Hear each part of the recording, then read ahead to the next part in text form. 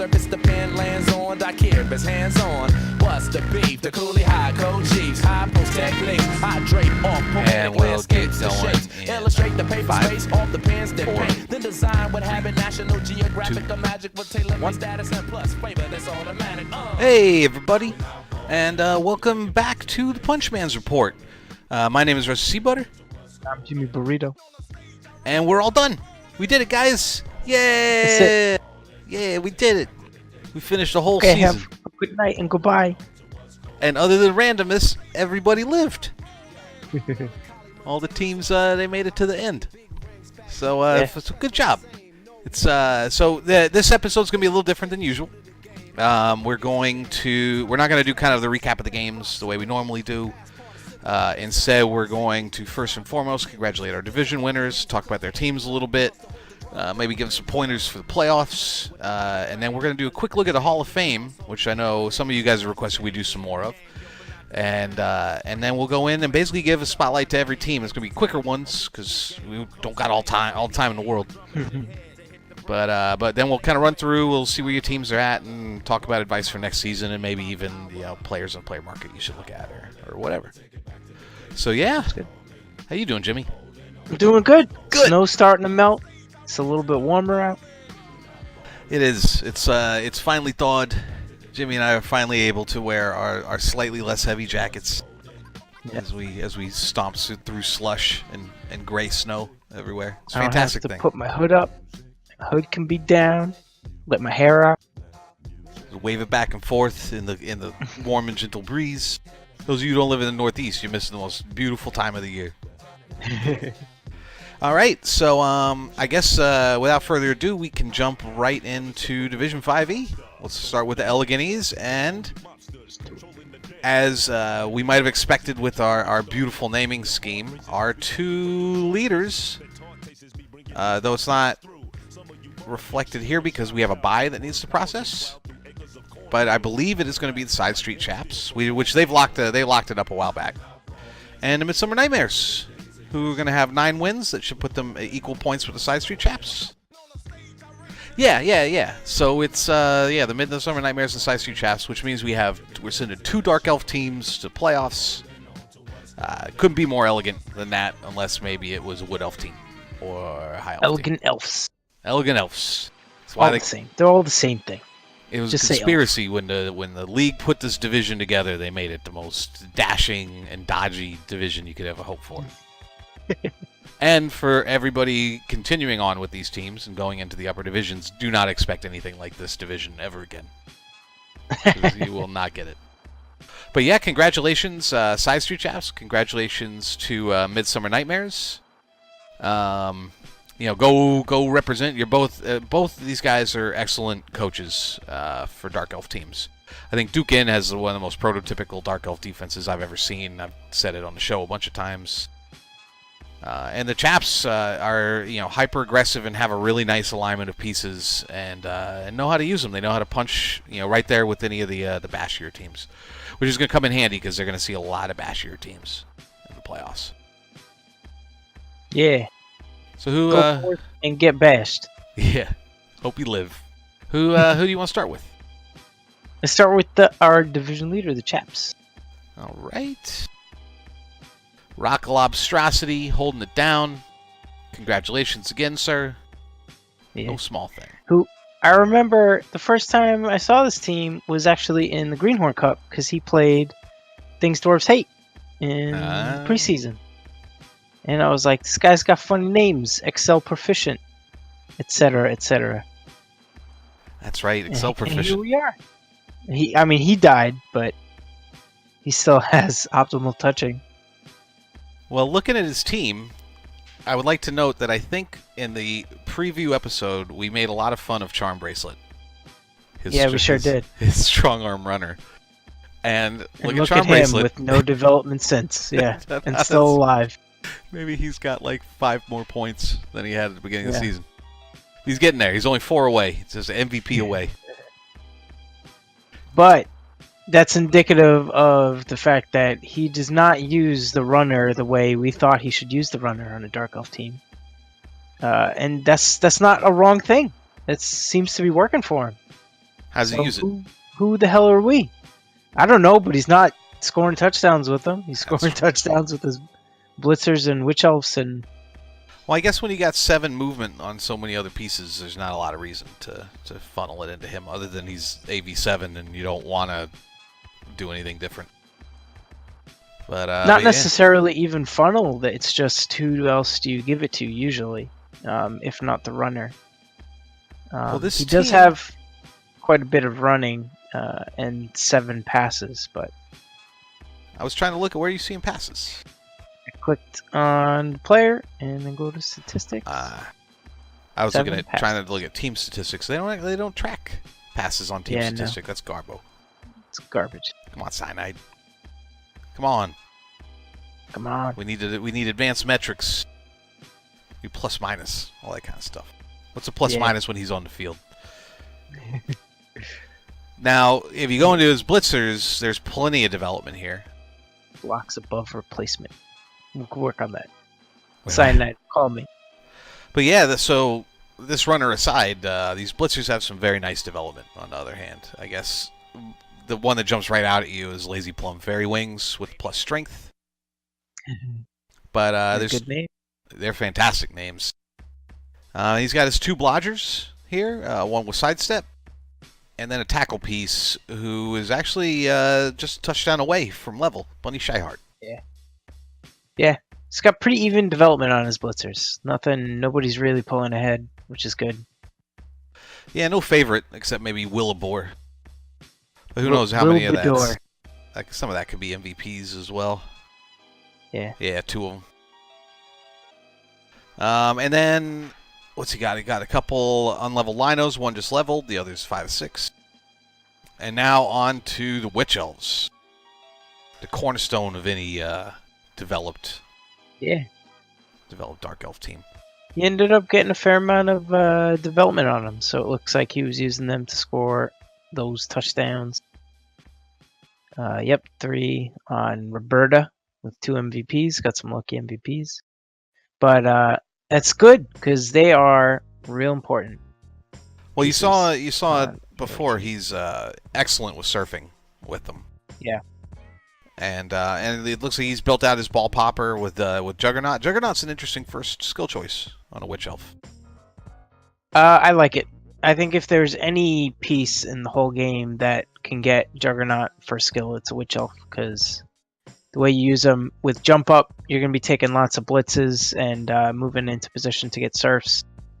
And it takes the place of block? So it comes in the place of block, and it turns Stand Firm. Let me just double check here. It turns Stand Firm and Fend and Wrestle. When you roll both down, it turns them into pushes. So anything that would normally get in the way of your surf attempts, it eliminates that as a threat. So it lets you surf everybody all the time. Nice.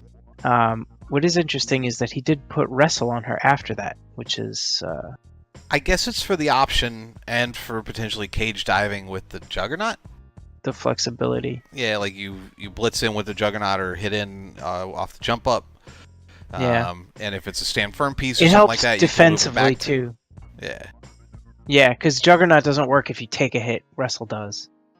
But I think if you're gonna do that, I would have put block on her. But or you could just use her completely offensively for surfing and ball popping and put strip ball on her, because she doesn't have that. And then turns everything except for a skull into a strip ball. But it is what it is. It's a good piece, a lot of development. Yeah. And he's got a solid foundation. He does. I'm assuming this might turn into another wrestle lineman coaching opportunity here. But who knows? Maybe he dirty players it up. Takes that 70 or 90k risk. But he's got the 2 wrestle pieces, one with dodge. And all in all, it's a lot of the foundation that you want to see. With kind of and his team value at 1550 going to the playoffs when he's not trim. Yeah, he's very trim and he's not down a piece. He's at 11 pieces, so he could add another lino or whatever he wants, or another runner if he's so inclined. But he's in a position where he's going to be taking In some games, 300k inducements. And I think that's a big deal. I mean, naturally, for multiple games, you got to win multiple games. But, 1550 in the playoffs is going to be one of the lower TVs. Yeah, and this is interesting. He did not lose that many players. No dead players, and only 3 retired players, and only one of those had a lot of SPP, and it was his kick leader lineman, Peccadil Ornery. Yeah, 9 casualties sustained, 18 KOs. Those are... I feel like I take 18 KOs in single games sometimes. So not a lot getting in his way of development. No starting over with any of these blitzers. It's all original. So yeah, his total record, including Greenhorn, brings him to 8-4-2. That's a really nice record. Only one of those losses was in the actual league. I believe he only lost 1 game all year. Yeah, that's true. Let's see who his loss was to. It was Celeste Sucky Bloodsuckers. Oh boy. Not that long. Oh, that's the one I made the video of. Oh yeah. That's the one with the wild pass. So congrats on that, Trees. You got the one. You get the one person to knock him off this season. All right. Anything else you want to talk about with these guys? No, we can move on. All right. The next team, Midsummer Nightmares. And for a long time, it kind of felt like Duke Inn was destined for the playoffs, especially when Snickersnack was still kicking around. It was kind of the two of them running around up top. I think while That's true. Sidestreet Chaps early on, I think we're getting ties, and we're a little bit behind in the points. Yeah. And Duke didn't lose until Snickersnack, and then she kind of put him in a tailspin for a minute. But That's right. But he was able to pull it out, and we'll get to the survey results later, but this guy was voted best coach by the division. And if you watch Duke play, he plays basically a perfect Dark Elf defense. Super hard to score on. He himself would admit that he struggles a little bit more on the offensive side of the ball, which is funny because when you look at his team, this looks like a stacked and loaded team. He's rocking about 200k more TV. Yeah, look at that. And there's a lot here. Significantly more stat ups as well. Yeah. I mean, he does have more depth in terms of linemen and whatnot. But immediately you notice 3 stat ups and some pretty thickly developed blitzers, as well as a 5 agi lineman. Thick blitzers. Thick around the waist. I guess with this lineman, you take block next, right? On Jonathan Harker, or do you try to start turning him into something? Yeah, you could turn him into a blodge piece. Depends. 5 agi, or do you put leap on him? Yeah, you could turn him into a ball pop. Yeah, kind of like a ball popper. That would not be a bad thing to do. Yeah, so then I guess you do like leap, you do wrestle, strip ball, stuff like that. These things, these kinds of things. Or you could turn him into approach. a blodge, sidestep, annoying, diving tackle, like jerk. Could go that route. If you want your other team to go, oh, this jerk, he won't get away from me, and he just he's all up in my stuff. Runs up in the cage and ties everybody up. Jonathan Harker, jerk. You could do that, but all these things. Oh, I just noticed since Raoden's got kick here, one of the other linemen. Back on the Sidestreet Chaps, that leveled up guy, you might want to think about kick, because I don't think there was any kick on. Oh, that's true. Yeah, he didn't have, because his kick guy died. Yeah, and Dark Elf's kick is a pretty important skill. So Yeah. I bet that's what we're going to see there as he saunters into the playoffs. Yeah. Witch Elves are actually a little less developed. Yep. But significantly they look nice. more development to the blitzers on this team. than Yeah. the Witch Elf.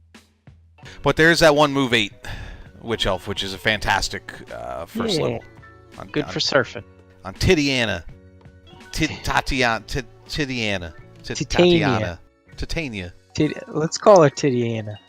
And Jadis, who just got her first level. Jadis Pickett Smith. Yeah. We went there together. Look That's at that. right. Great minds. He's got 3 blodgers. One with sidestep, one with plus movement, and one with tackle and mighty blow. There's his killer. Yeah, I like that piece a lot. That's a Uhtred. good piece. I wish, makes me jealous. Wish my elf wolf had mighty blow before he died, but. And Uhtred here is actually one of the, and we'll get to Hall of Fame in just a minute, but Uhtred's one of the highest leveled pieces in the division at 35 SPP. Oh wow! And with Tackle Mighty Blow, that's just going to keep moving. You're just going to keep climbing, keep on trucking. I don't know. Do you take PO with Dark Elves? Oh, you got to roll doubles for it. If you roll doubles for it again, you could certainly consider it, and I would not shake a stick at piling on that player. I think that would be useful. But I don't know. I'd have to think about it. You could also do jump up, which might be more utility useful for Dark Elf team to get him out of trouble after he takes a hit or something. Well, but he can get that not on doubles. He can get just that. Yeah, you're right. Because he gets all 3 access. You would want to do that maybe after getting piling on anyway. Oh get piling on and then jump up. Yeah, so if you roll doubles, maybe you think about piling on. I will say this team does lack a little bit of guard. Yeah. And it's probably next doubles you roll somewhere, you're going to want to think about mixing some guard in here as you go into the next season. And ideally as you start, not on Uhtred though. No, not on Uhtred per se. I was just thinking about ones. doubles. Yeah. Yeah. I was thinking about string skills and maybe on the sidestep guy on Verminard. Yeah. Yep. That's a nice piece. I don't know, but I think on the move blitzer you want to do something a little more dynamic. Definitely not on the witch elves. And then we'll run like one of your linos gets a double. That's definitely something to think about. One of these jamokes down here, Tumnus, Ratanus the half-human. Tumnus.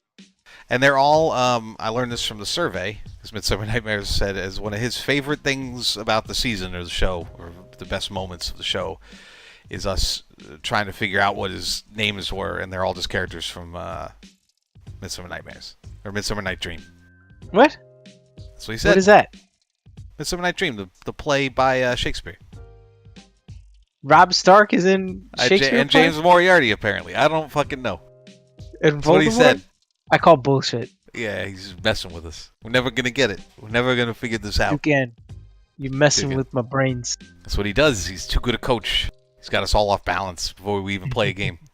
But congrats. This is going to be a tough team. He's going to be. I'm looking forward to watching him in the playoffs. I think I'm looking forward to watching both teams. Sidestreet Chaps have been fantastic, especially down the stretch.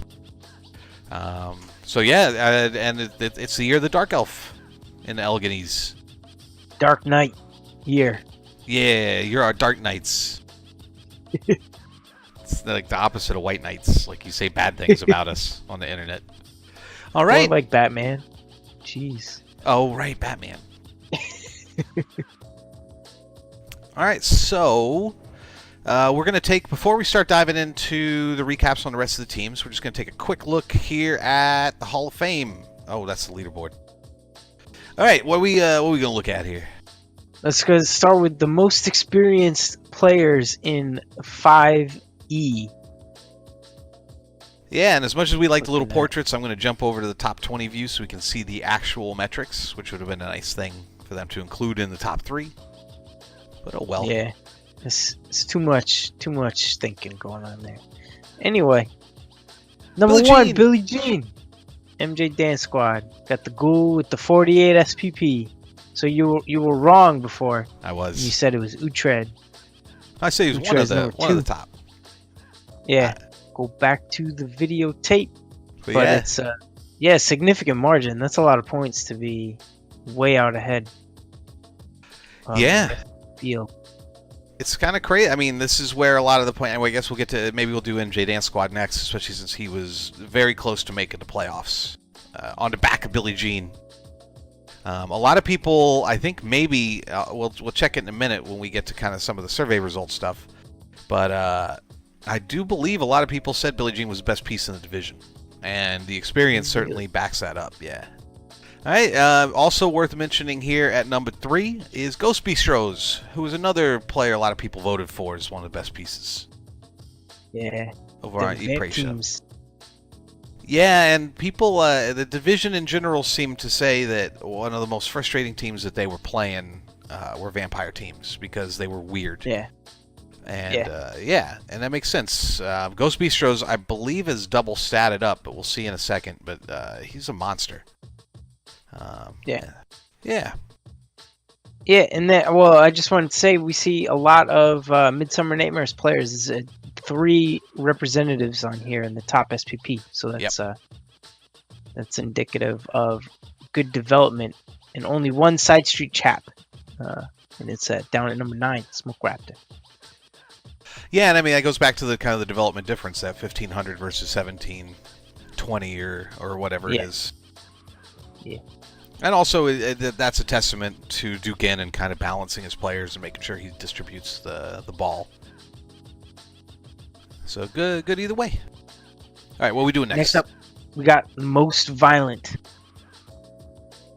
And what we see here is a lot of Nurgle at the top. Murderland, Plague Flies, Zeke Osiris, number 1. That never happens. With 10 violent acts of unknown category. I would like to point out that Ryan Fitzpatrick is number 2 on this list. Look at that.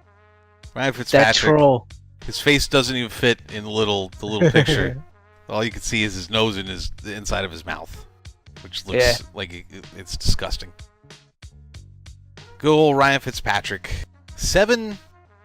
Really, it gets pretty tight once you get down to Ebola. Can't touch this. And, so what really, it is Zeke Osiris is well ahead of the rest of the field with Ryan Fitzpatrick as like a intermediate, and then it is just a swath of people at 5 and 4. Yeah. So Zeke Osiris really standing out with the violence. Very scary, dangerous. Thing touches aggressively. And he doesn't even have really stupid. So really, Ryan Fitzpatrick should have like 13. No. I'm just saying. Oh, you're going that way. Yeah. I'm saying he should have even more. He's a mean, efficient killer. Well, clearly but he could think about how much more efficient he could have been. Think about what could be. What could have been if we allow ourselves to dream. Troll. Next up, we got best scorers. And here we see why Billie Jean had so much SPP. It's because Billie Jean scored all the touchdowns. Yeah, and Ghost Bistros too.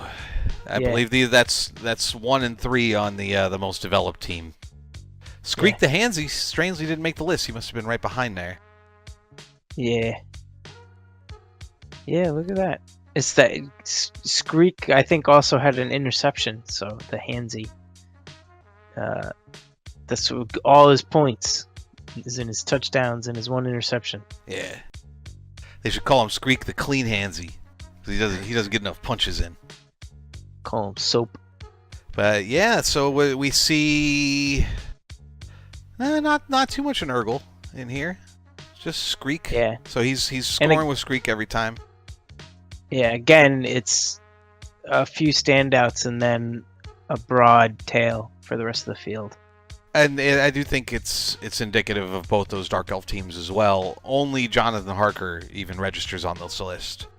And all of those other touchdowns were spread across a lot of different elves, which is a luxury as elves. Yeah, because you don't have to feed it to the one guy who's the only one with movement 7 that has, the ability to score. You can put it on any one of those guys. It's all scary, but on MJ Dance Squad, Billie Jean's the only ghoul that he felt comfortable giving the ball and being the one. You're my go-to man, girl. Billie Jean. Is Billie Jean a girl? Billie Jean's a girl. Billie Jean's a girl. She's a lady my lover. Yeah. I mean, could be. I'm not going to assign any genders here. I don't know. Nothing about that. Could be William Jean. You don't know. Could be William. William John. If Billie Jean dies, the next one should be named William Jean. All right. Yeah. Next, we got PMR favorite, the best punching bags. Yeah, the stat, we have no idea what it does, and it's a tight field. No, it doesn't matter. It's our favorite. And look at this. It's all thralls. It's all well, and Underworld. A standard Bortles is in there. Yep. I assume these are goblins. Nags. Yeah. Nags. He must have bought a player and forgot to name him or something. Yeah. How could a loner How could a loner be on this list? Yeah. Poor guy. He's so alone. He nags people all the time. Yeah, Skreek the Handsy is up on this list. Around. Yeah. Salad. The salad of the lambs. Yeah, so I mean, obviously vampires stand out in this category because they get punched by the other team and they get punched and bit by their own team. So they're taking hits from both sides, just like the human in our title card. But well, and I think as we looked through statistics throughout the season, it's funny how much vampires screw with your ability to analyze the statistics when it comes to punching, because it all registers against themselves. Yeah, they should probably find a way to like differentiate that to self-inflicted hits, but that's fine. Makes for good punching bag stories. Yeah. So congratulations, Vasil Swikey. Start naming your dudes. Baldo Zajac and Levko Proka. Yeah, these names, man. I guess it's hard because they're thralls, and you're like, they're just gonna die anyway. I will say, I care who he is. This does seem to indicate that Less Sucky Bloodsuckers had way worse bloodless luck than yeah, that's true. They got 5 up here. Yeah, that's true. They got half the board is Less Sucky. Trees' boys. And only 2 Ypres shoves. I think we got one more category to look at.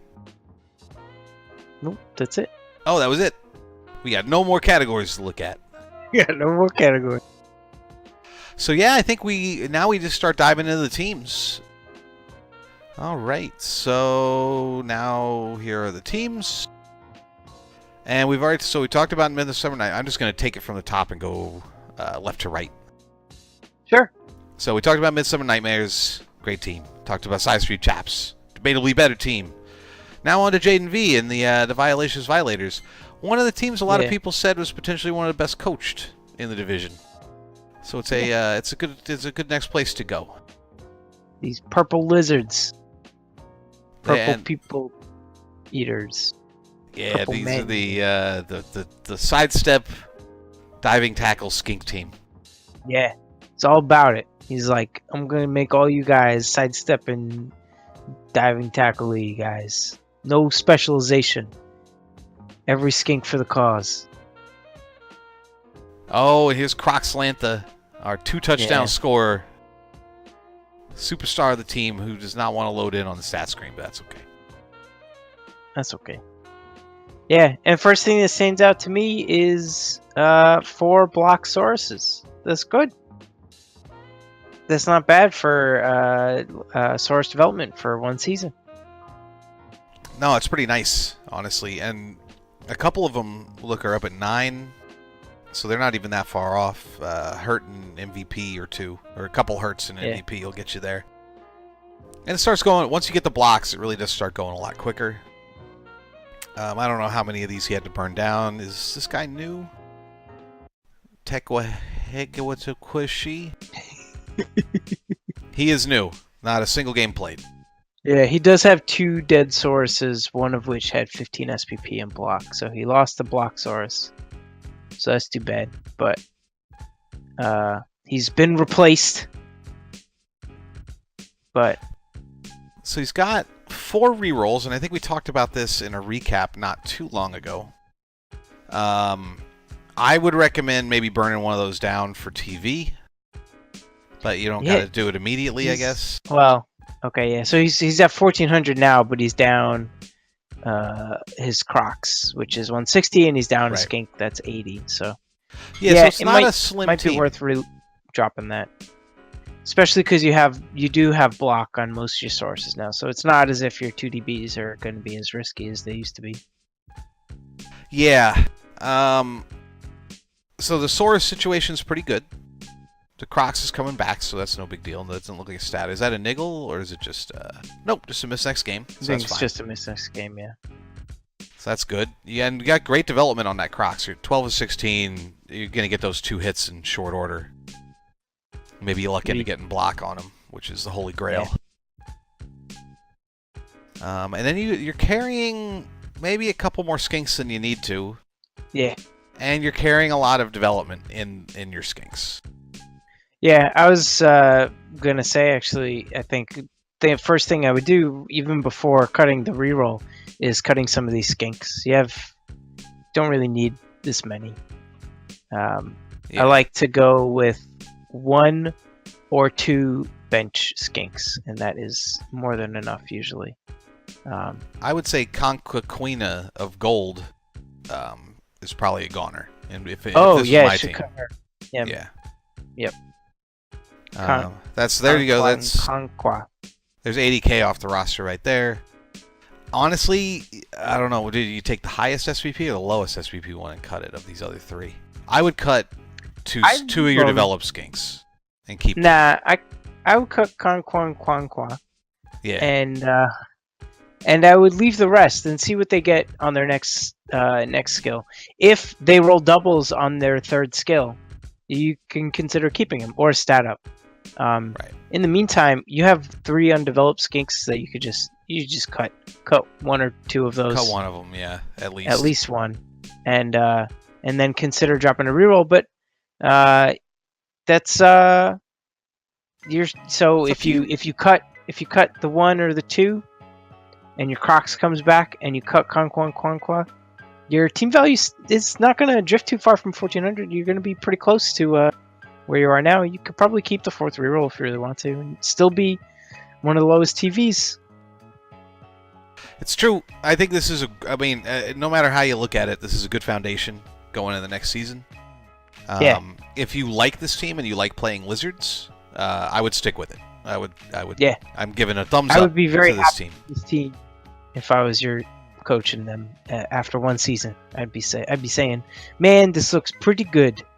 I'm happy to take this into next season and try for more kills with my sources and more skink bullshit. Well, and even if you roll singles again on Croxlantha, you're so close to it. Well, you can still get break tackle on them or stand have firm. A couple skills that are normals that are great on them. Yeah, I would say even stand firm, but break tackle is good too. And then hope for block. And if after those you don't get your doubles, maybe start recycling Croxlantha. But yeah. All right, let's jump on to the next team. This is the Ulthuan Sea Serpents. Oh boy, I think this team's sticking around despite his computer made of toenail clippings and old horse glue. Yeah, just talking to him this week, it sounds like he might have his computer together by next week, which is too late for the season, my friend. Way to go, Rando. Or Rylon, sorry. Rylon. Rando's burning his team down. Yeah, sure is. But way to go, Rylon. That's too bad, but on the other hand, it's still a pretty good team for having a half or 3/4 seasons of development. He was in position to potentially be in the running for a playoff spot. Yep. But yeah, 3 guard on a high elf team before he's got 3 guard and 3 block. That's pretty. Maybe he rolls doubles on these 2 other linemen and he'll be a 4 guard high elf team. Which would be pretty remarkable, all things considered. Yeah. It's I don't know, these linos are funny to me. They give me a chuckle. The fact that he rolled doubles 3 times on first skill on linos and has 3 guard and took Agibust. So he's basically humans. He's basically a human lineman, right? They move 6 or they move 5. No, they move 6. They move 6 or 7 even, yeah. No, I don't think 7 on a lino, but yeah. The blitzers move 7 on human, but yeah, that's right. But yeah, these are basically human blitzers now with or human linos with strength access. So congrats. That's a crazy base to have on a team like this. 2 leveled up guys ready to go. Did he get a concede? Or a couple concede? He must have gotten a concede. He did at one point because he was matched up against Carolina Cruz. Right. So he got that. And so they both went to 5 SPP linos, who are both now ready to level, which is pretty good. The Blitzers, on the other hand, are a sadder tale. Yeah. Just blodge on one of them. Need some love. Yeah, and these are real important pieces for the team. Not much development there to speak of. The Catchers, he's got his Nerves of Steel guy. I wouldn't worry about development on this guy. He's going to fly up the touchdown charts. Yeah. I don't love Nerves of Steel on that guy, but I can see what he's going for. I don't hate it. I probably would have picked something else, but it's nice for those late elf bullshitty kind of touchdowns and whatnot. Gives him that option. I do think you want to start getting defensive skills, but then he's got Aelon Adaloth. Yeah. That's the thing. You got dodge and block to get on all these guys. I don't know that Nerves of Steel would have taken precedent over those, but hey. That's because you're not a fun haver. It's because I'm not, and I hate playing high elves. I found out recently. Yeah, I hate you. playing them, and I hate playing against them. Oh, when I was playing? When I played your orcs and you made me. Oh, when you were playing high elves, yes. Yeah, right after Hannibal died, I played you in a consolation game, and I quit halfway through because I was too sad. Yeah. Playing high elves, a team that I hate playing after I lost my wolf, and then it was couldn't dry my tears. I've had my high elf team limousine liberals for a really long time, and I just cannot bring myself to spend them. You got to have a certain heart. You got to have a certain thing in your heart to let you play elves. I could get there. I just need more time. I think my path to that is Skaven. I think that's where I learned to love speed and agility, but I'm not there yet. Yeah. Down to the thrower. Sure Hands is an okay pickup there. I don't know that I think it's that important with the lack of strip ball floating around, but then you never know. All you got to do is run into one team with it, and you wish you had it. You certainly don't have trouble picking up the ball as a high elf team, but accurate's certainly nice and helps air out the ball with your 3 catchers, one with Nerves of Steel. Yeah. All in all, he's a pretty good elf coach. He's got a pretty good team. He's got a freakish amount of guard for a high elf team. Yeah. I would say this is a team to keep, even though they're half humans. Keep rolling. Ride this dragon snake into next season. No, I think I'm looking forward to seeing what he can do with this team. So, thumbs up from Rusty. Keep this team. Yeah. All right. Next up, we got MJ Dance Squad. Snick Snack. Rip. Yeah. Rip. Rest in power. Never lost. Quit before I ever took a loss. MJ Dance Squad. The Fishnet Stocking team. Also, a team that I think they're still figuring out the math, and we could be eating our words and going back, and this could be a playoff team, so let's give them that shrift. Long shrift, not short shrift. And here we go. Here's Billie Jean. Billie Jean. And you can see, and she's only 3 points, or he's only 3 points. Oh, sorry. She's only 3 points. William John. Yeah, William John is only 3 points from level. And is already an Agi plus movement plus blodger. Yep. Ugh. That's good. Too bad AB7 no regen is a thing that is going to take him from you.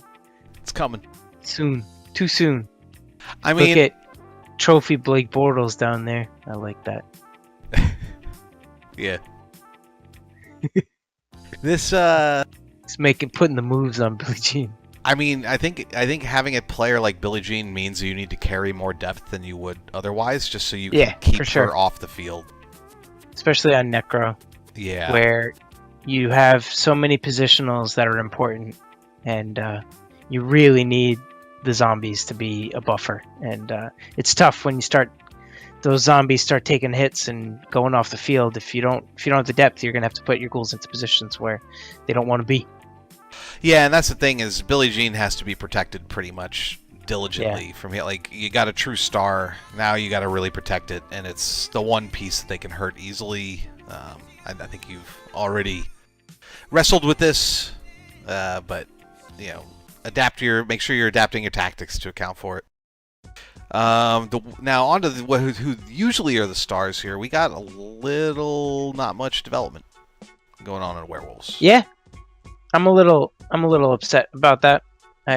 Listen, Coach Dead and Thirsty. I talked to you in the beginning of the season. And I said these werewolves, they need some love. You got this Agi Ghoul, I don't want to see it. It's nice, but don't get too attached. And you didn't listen. Your Franks have more development, both of them, than either one of your werewolves. Oh my goodness. He uses them for blockers. Yeah, he's making the hits. I mean, they got blocks, so they're safe hitters. But man, it's okay though. It's okay. You can work on it. I believe in you. It looks like Ghost, the werewolf, came in 9 matches played, and Thriller's got 12. So they both missed some games. But right. I was gonna say they kind of look like your werewolves. no. Bam. Nah, one of mine's is still good, but the other one's a baby 06 wolf. He's a puppy. He's a young pup. Gene Parmesan. But that's okay, because they can level very fast if you decide to keep Billie Jean out of there, and you just hand off from Billie Jean to Thriller, and you send Thriller up the field. Or as you're moving down the field, if one of the wolves is blocking, and then there's no real imminent threat, and you got time to hand off to the wolves. Feed them some kibble.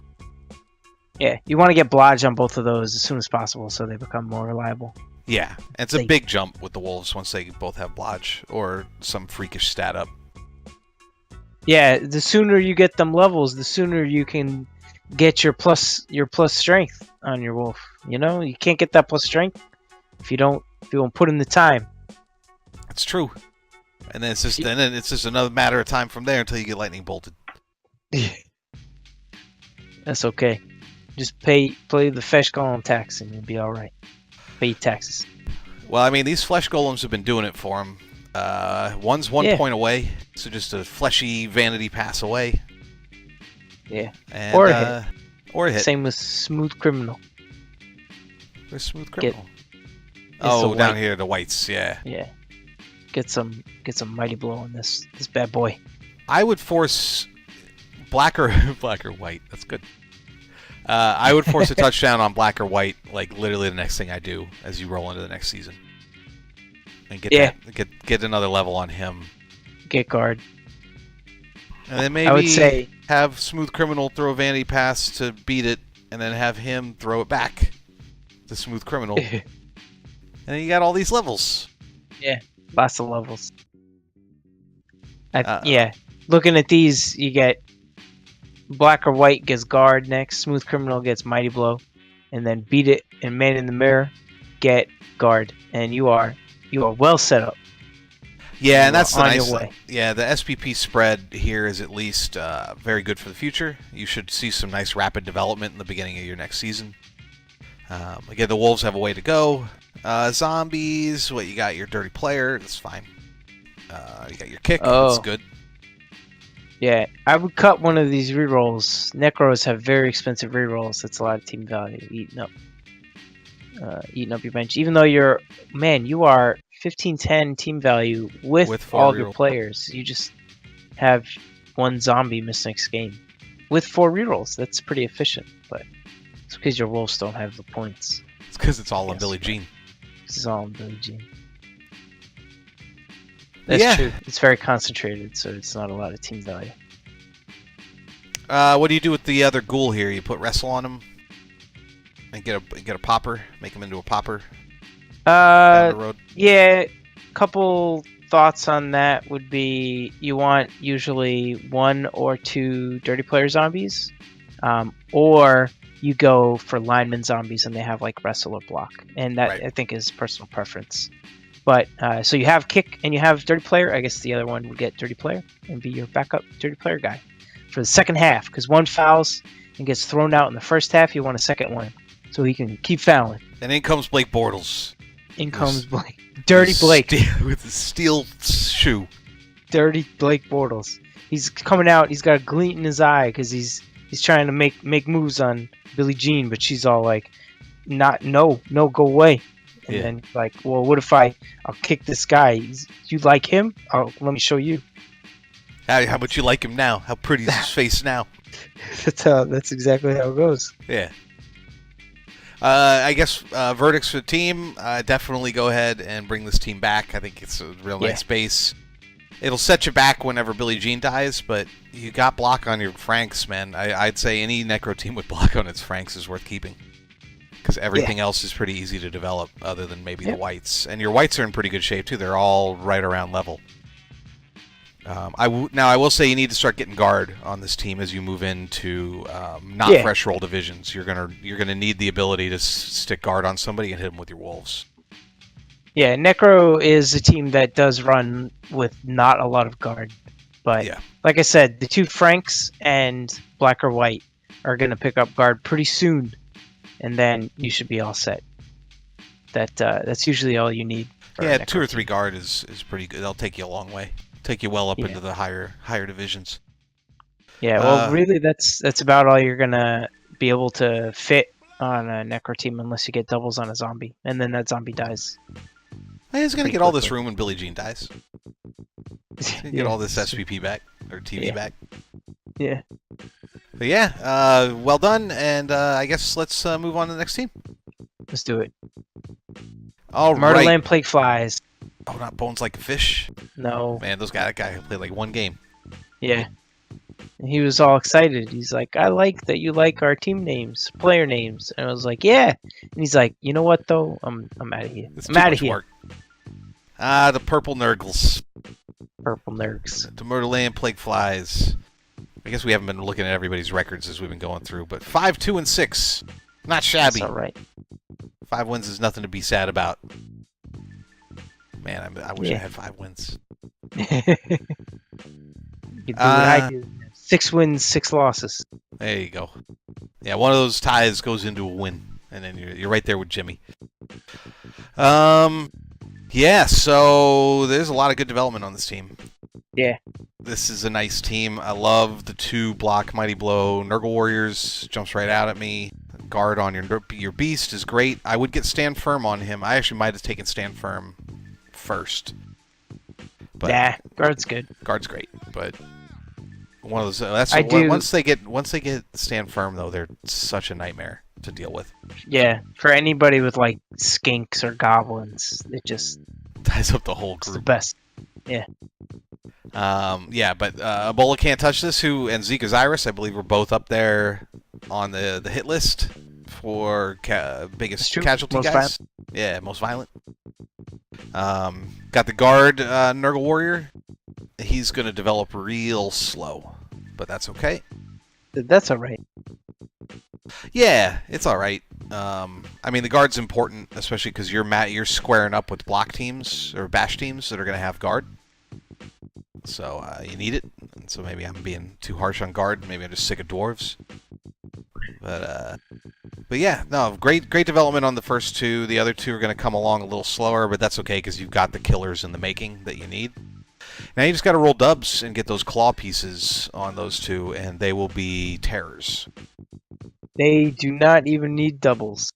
Oh, they don't? Oh, Nurgle gets some... Get mutation access on everybody on a normal roll. Well, so then you just need 6 more points on those 2. Yep. Jesus, that's going to go fast. You're going to get that in no time. First orc team you run into, you're going to get that. So then we get on to Sme the Sticky. I guess I missed it if this was a recent level up or not, this movement. But that's a fucking great first level on a core. Yep. It's incredible. It really is. team defining. The one real limitation of Nurgle is their speed is very poor. 6 movement on your fastest player is not great, but now you got 7. That's pretty great. Lets you strike out. Yeah, they are black orcs with natural claw access, so fuck them. I guess that's the difference. I mean, in theory, so instead of having a thrower and a bunch of linos, you get rotters, and that's supposed to be a big negative, but there's still 3 agility, and still 3 strength, and still 8 armor. And yeah, they explode, but they do what they're supposed to do. Yeah, they're cheap, and you don't mind throwing, and they're 40k. I mean, like, you don't mind just throwing them at people and letting them die, or carrying extra ones on the bench, so it's real hard to start clearing Nurgle over the course of a game. Yeah. No regen to speak of, but I guess they don't need it. Nice, sturdy player. On to 1. He's getting close to level. Nice kick on the other. I don't know the kick is that important for Nurgle, but it never hurts. It's a nice skill. But I guess that brings us back around to Skreek. Skreek the Handsy. Skreek, my boy.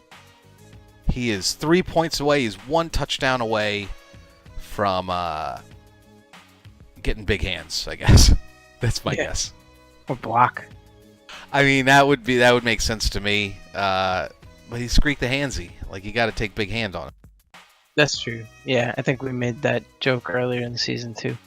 Yeah, but I mean, it works, right? Because then you just got to pop the ball loose, and you got all these pieces to do it. He's got all 4 Pestigores, which is fantastic. He's clearly been throwing some vanity passes around with a couple of them to get him in MVP range, which is smart. I would play this team in the Devastational. It's perfectly healthy. You've got 2 killers, 2 killer Nurgle warriors. You've got a Pestigore with movement that you're probably dying to get levels on if you can protect him. What's the skill with the 3 circles? That is Nurgle's Rot. So that's when, if an opponent dies, they become a rotter on your team. Oh, okay. I thought they just had a Necromancer for that. All right. Yeah, so no, I think this is a really nice team. I would say you should play in the Devastational. I would definitely say you should keep it. I think this is a team that's primed to take off, and coming out of first season for Nurgle is more development than you would normally expect to see. Like, this is a lot of SPP spread across a lot of important players. Yeah. Sweet. Yeah, it's good. You do need your reroll. Yeah, they're expensive, but you'll get there. Yeah, well, that's your next thing to do. I bet. Yeah, you play the Devastation, you get some spare cash, no one dies. Yeah. Do it up. I will say, I think everybody should play in Devastational. It is a fun time with friends, and everybody has a good time, and everybody gets development, and nobody's players die. Nobody will lose their in meaningless games. Their plus agi goal, in a meaningless Devastational game. Nobody will have that happen to them. Well, it's resurrection rules, right? Like, you can't lose. You can't lose your place. I'm just kidding. It's not. Don't sue me. It's not resurrection rules. No. Ask my ghoul. It's not. Well, I still remember my first. I played one game in the Devastational, and I wound up drawing Nurgle in the first round. And I even considered, like, do I use my strike? Like, I don't want to die. I don't want to die in a meaningless game. And I immediately dropped the Devastational once I got through it alive. I'm like, fuck that. But this is a team that is the team that you say fuck that to. So go be in there. Yeah, go Collect punch some points. jamokes. Yeah. Go rough up some nerds' fucking collars, muss their hair, throw their glasses on the ground. All right. Let's take a look at the next team. Into the Vamps. Let's suck your bloodsuckers. How did they wind up on the season? Let's see what their record wound up being. They were same record. 5-2-6. Yep. Yeah. It's not bad for Vamps. It's not. And you can see probably what part of the things that helped turn this team around. They had a real rough start in the beginning. One of the first highlights I made that I really enjoyed making was the what's it called? Bloodlust? Was the Bloodlust game, where they had more Bloodlust than I knew was even possible against the Lizards, the Violaceous Violators, Jaden V's team. But it paid off. This is what you hope for with Vamps, kinda, is you got your 7 movement strength 5 piece. That's nuts. Yeah. And he's only 4 SPP away from getting block, which I would hope is what you take with him. Yeah. The problem with this, getting all these stats on these Vamps, is that you're taking up skill space for things that you need, like block and dodge. So you're going to get that. Obviously, you can't turn down the strength or the movement, but get Blodge and just turn him into a hitter. Yeah, I mean, Rex the Blood Dragon's probably going to be one of his primary scorers. Because you can see his next up, he's got Abel von Drachenfeld, who's accurate and pass, which is, pretty clear what he's trying to do with that piece. And then he's got his Blodger, which is great. And then he's got another plus movement vamp down there. Yeah. Amadean. Amadean Rasputin. Rock me, Amadean, with your speed. 2 points away, so that's another touchdown away. And then, you got wrestle on a couple thralls. You got your dirty... Oh, no, that's not dirty player. That's kick. I probably would have taken... Oh, yeah, you don't foul with thralls because you can't afford to lose them. Right? You need them. They're too precious. They're blood bags. Too good as punching bags. Sucking bags. So what do you think? With a team like this, 5 rerolls, at first I gawked, and then I said, oh, vampires. Yeah. So 5 rerolls sounds about right. What's he at? 15-10 is pretty lean. I say you take this into the Devastational. Yeah, he's got 4 vamps, which is I think we talk about this every time we talk about vamps. Yeah, I'm not a vamp coach, so I don't know. I do know that there is a balance where you want, like 4 or 5 vamps on the field at a time. Any more than that, and it becomes too unwieldy. But I think 5 rerolls is too many, especially because you only have 4 vamps. But I don't know, for winning games though, and the amount of horribly inopportune, or like we saw that, I don't know if it was them or Eat Pray Shove. We saw the one game where the vampire ran into the end zone with a bloodlust and didn't score because he had no thrall nearby to help him. And so he went and stood in the end zone, and then as soon as it was over, it's like, nope, bloodlust, and he runs off the field, and they don't register the score, which is, again, I might even write a letter to Games Workshop and say, like, you have to change this rule. It doesn't make any sense. Have you ever watched football? You cross the plane, you score. That's it. You tripwire, fair enough. You didn't maintain possession of the ball or some bullshit thing, but, like, the guy runs in the end zone, he can spike the ball, and then he can go drink everyone's blood in the stands. It's fine.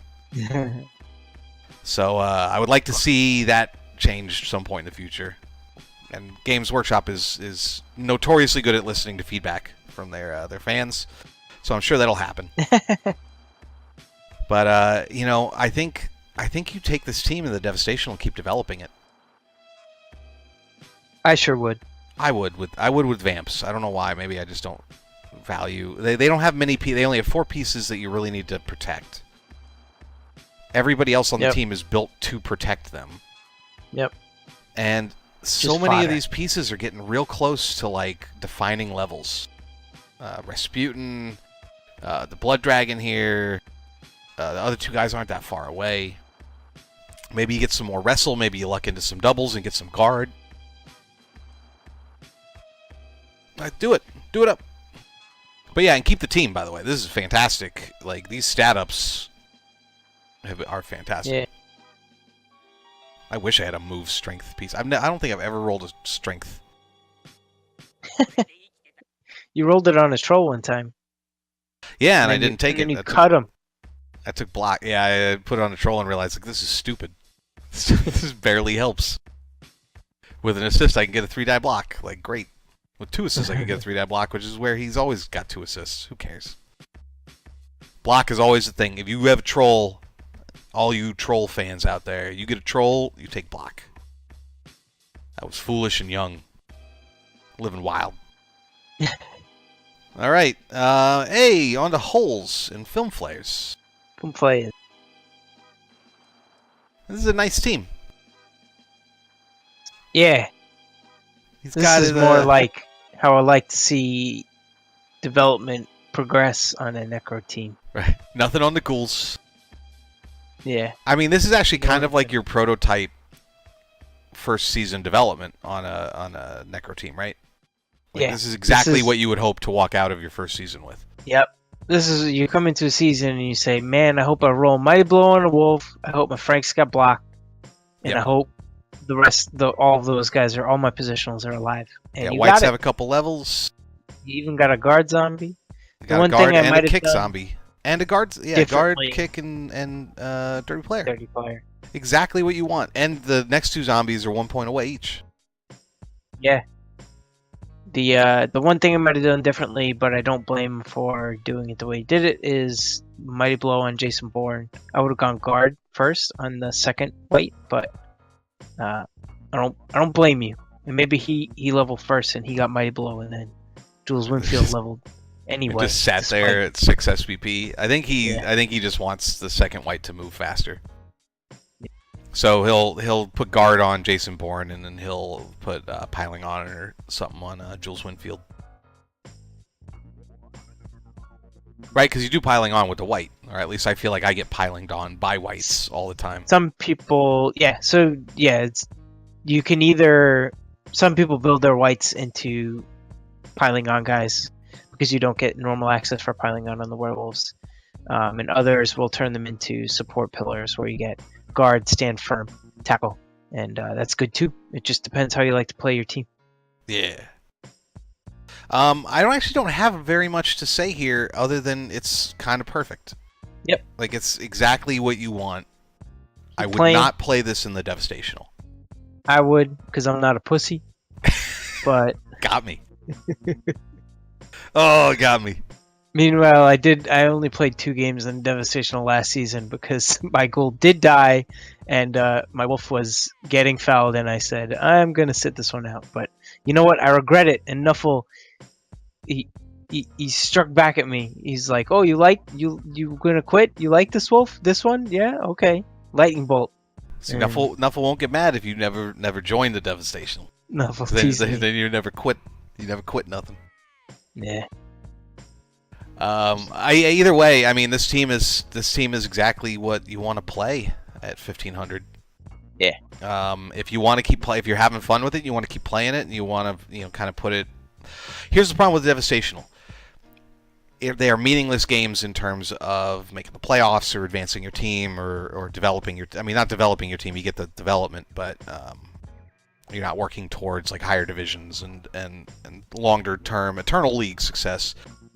That said, a team like this They is are about to take off. To say, if you have a bunch of players that are like near 2 levels, you have a chance to say, let's see if I can force that in the next couple games. If players die or I'm not happy with the development I got, I can reroll my team. So it's a way to say, like, Let's see. let's see. Yep, that's Yeah. exactly what it is. I don't think there's anything to see here, and I Roll don't think them he's dice. close. He's not close to level on anybody, other than a bunch of zombies. Yeah, I could see that. I could understand it if he skipped the Devastational, but it also is an opportunity to have your werewolves vanity pass back and forth to each other and see what happens. Yeah, just put a whole line of zombies out and just vanity pass around until they take the ball and score. Because it doesn't matter. Just throw vanity passes all game. And stay in an unfallible formation. Infallible. Yeah. We should say that there is a $40 cash money prize for winning the Devastational. So it's not all about development. It is.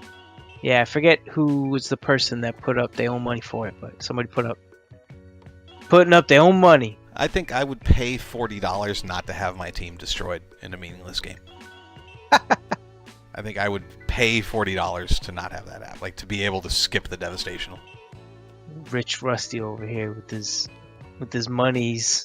I do all right. Willing to rain it down on other peasants to not kill his players. That's why I like pay to win games. All right, should we move on to the bad QB squad? There's a lot of teams to sort through. We had a lot of dropouts in this division, but it's fresh roll division that happened. The nice thing, guys, is you're not going to run into that next year. I promise.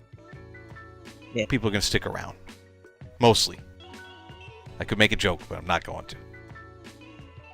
About people not sticking around in the higher divisions. I'm not. I'm not doing it. Let's just start right off the bat. Ryan Fitzpatrick, my boy. Boy.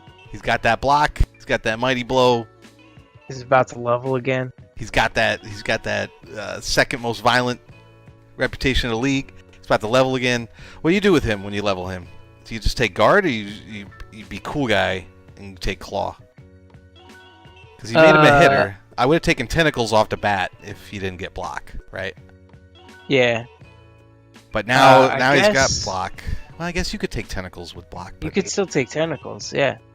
But man, isn't it a pillar? But if you start getting, you got Mighty Blow Claw on the Troll and both Blitzers, suddenly you got 3 scary-ass pieces people have to maneuver around. That's a lot of field real estate that they can cover.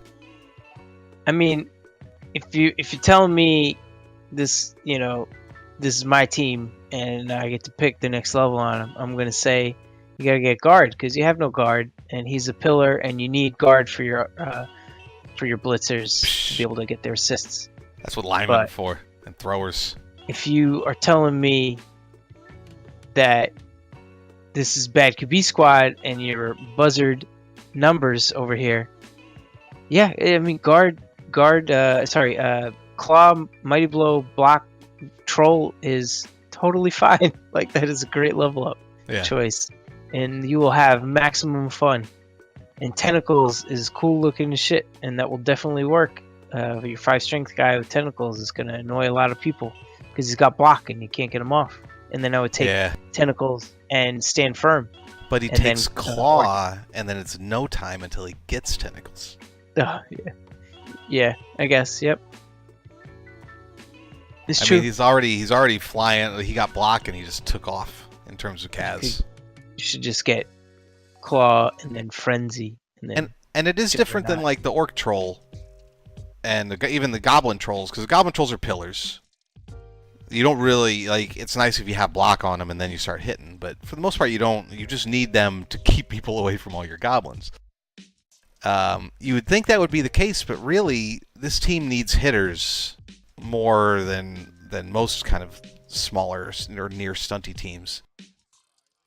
I don't know. I just see it. I see it. I like it. I like Ryan Fitzpatrick. I want to see him. I want to see him be a murder monster next season. Yeah. Dark Jacoby Brissett continues to be a stellar piece. He's 2 points away from his next level. What do you take next on him?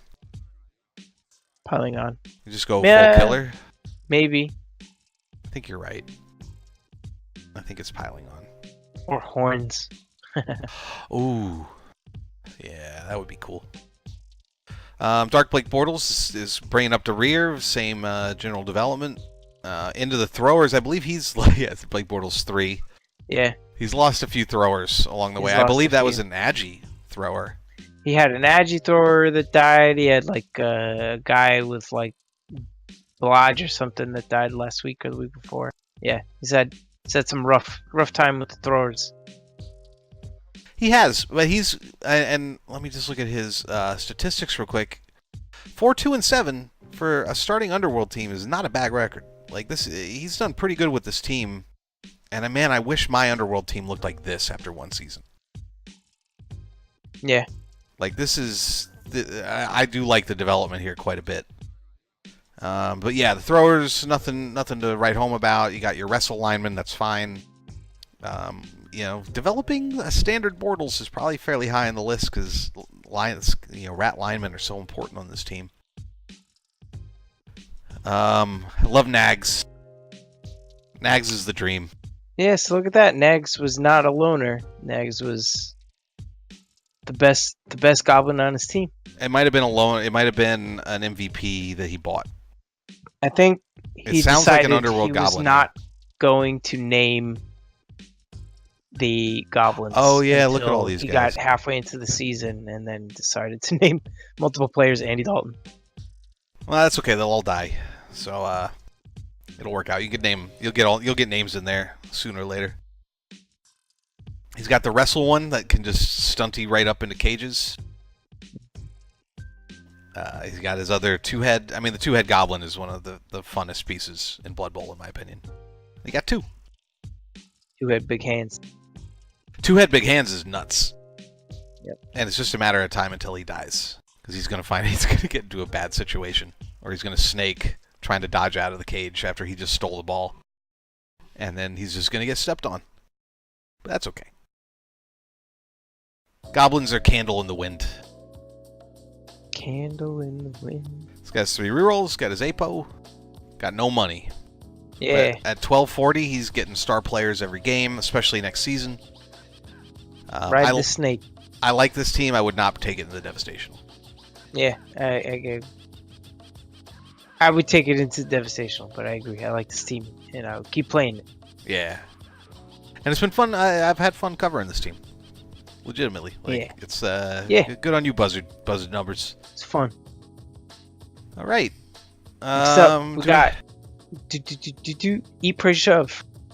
Is he the last one? Oh, no, Respectable Gents is still around, yeah. Yeah. Get Shiggy with it. Yeah, and Shiggy had a pretty good season for himself. 8-1-4. Yeah, look at that. Ghost Bistros. Well, Ghost Bistros is talk of the town. Ghost Bistros showed up in a few. We'll get to surveys in just a minute here. Ghost Bistros, 6 strength anything is a big deal. I might have skipped the 2nd strength and taken another doubles. But what do they need doubles for? Let me just look. They honestly don't, because doubles are passing skills for them. Right.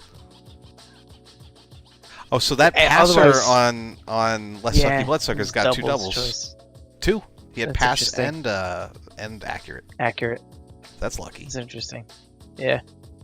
You commit to that and you get it both times.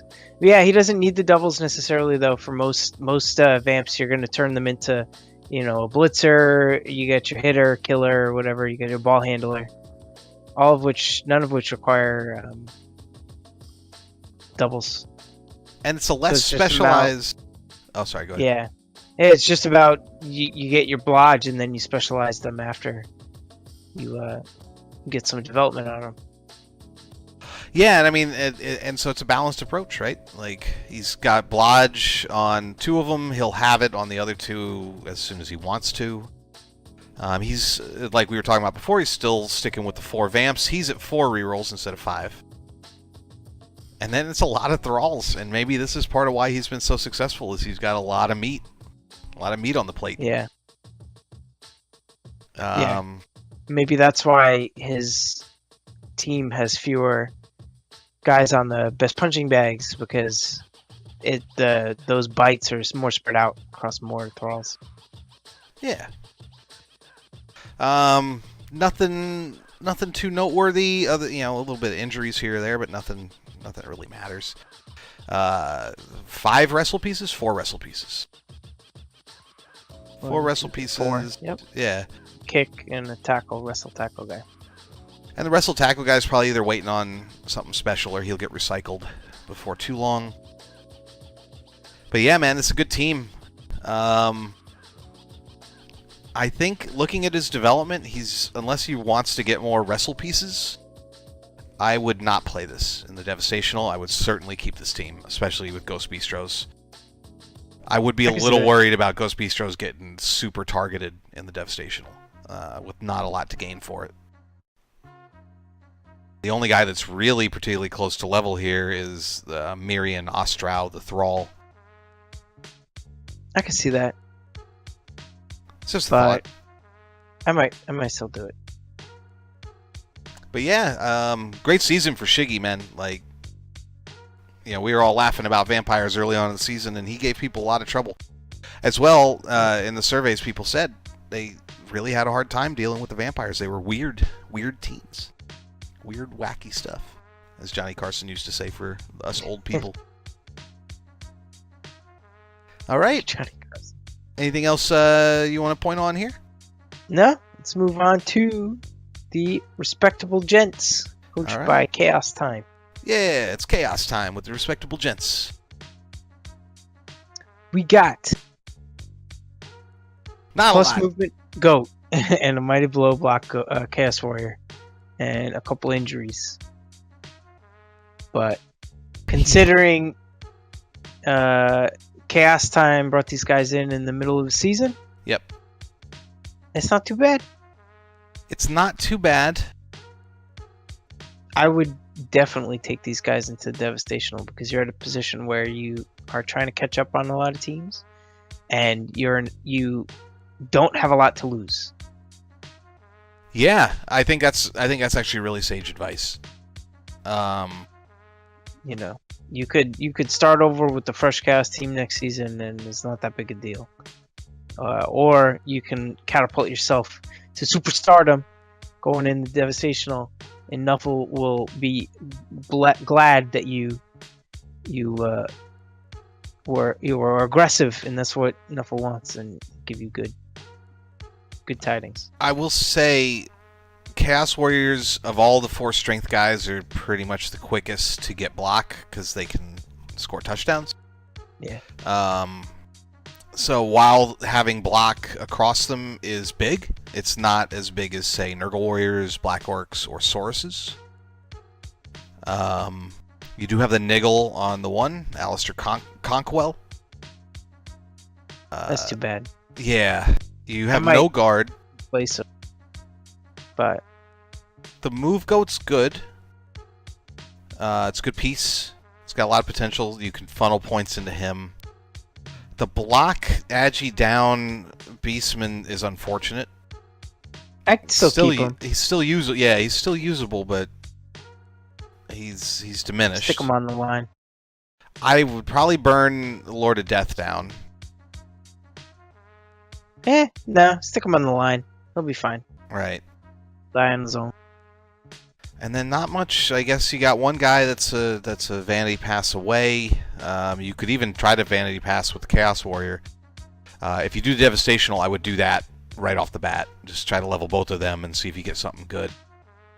Here's the thing: is you're going to be going into a non-fresh roll division next season, and you're going to need all of the Devastational points you can get to be competitive. Because with the complete lack of guard, no Claw Mighty Blow. I mean, you got the one Mighty Blow piece. Not much to speak of on the goats. It's going to be real rough against 15 to 1700 point teams. Bash teams. A lot of them are going to be bash teams. So I think Jimmy's advice is particularly sound. See if some really good stuff breaks your way, and if it doesn't, consider re-rolling and starting the season even with everybody else. You know, even if it's another Chaos, even if you really love Chaos teams because your name is Chaos Time. It might be where there's not a lot. If you burnt this team down, you would not be losing a lot, and you've got 3 perms already in like 5 games played, 6, 7, 8 games played. I don't know how many you play. He's 2-1 and but some 8. of those are not his. Yeah. Oh, are there friendlies or something in the mix? Well, no. Some of those are probably. No, if you look at his statistics, that should just be him. Yeah. Yeah. So he played 8 games. Okay, so that's not. I guess he came along more recently less recently than I thought. Midway. I don't know. You are at a crossroads, my friend. I wouldn't worry too much about being lagging behind other teams and then you going into a division that is, returning teams that are wildly stacked. There is But definitely you bring like, this team into Div 4. This year's Div 4. You bring this team in, I think it would get murdered.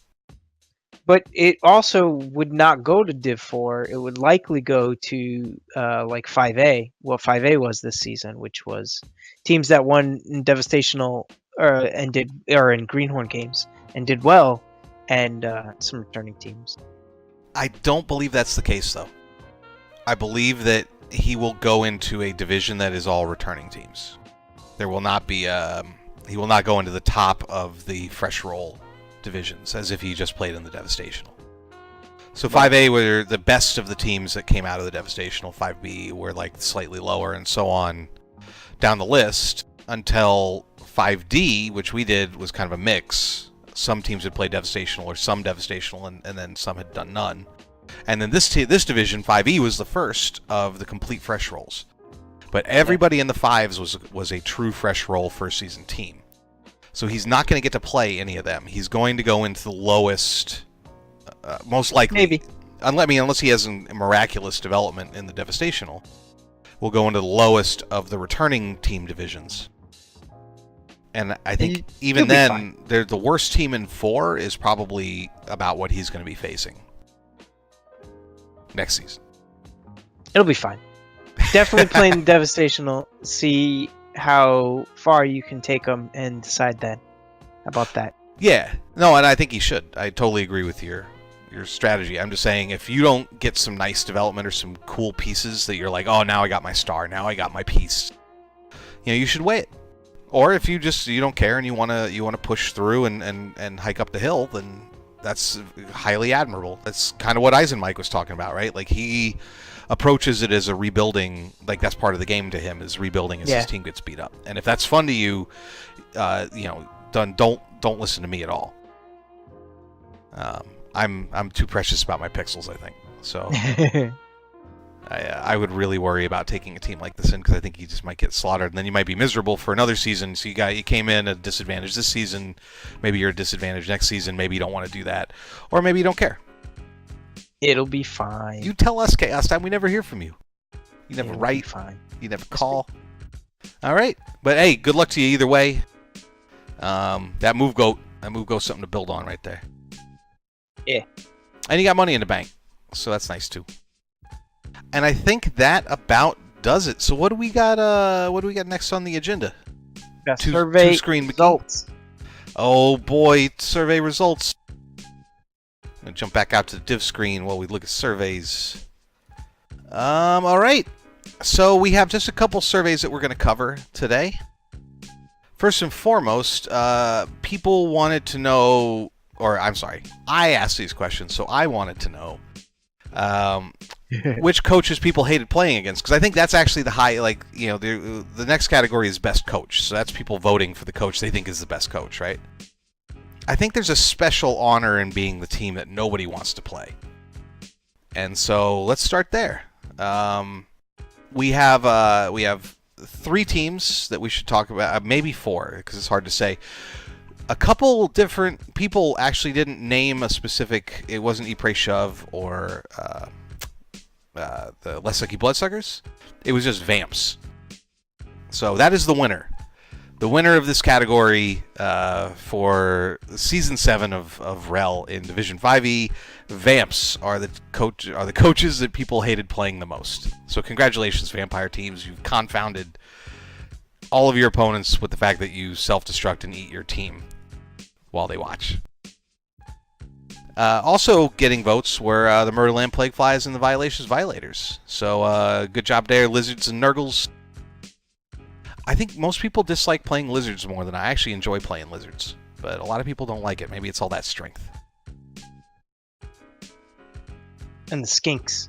Skink bullshit. Yeah, they do pull a lot of bullshit. But it never feels unfair. It's never like elf shit, where they just hook a ball across the field and do something ridiculous. Or Skaven bullshit, where the speed is just unreal. It's, it feels fair. Next up to Best Coach, and this one was relatively clear-cut.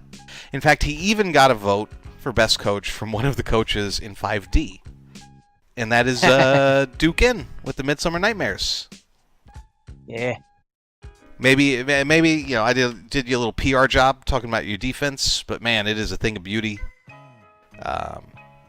it's an excellently coached Dark Elf team. I think we're going to see Midsummer Nightmares making noise for some time.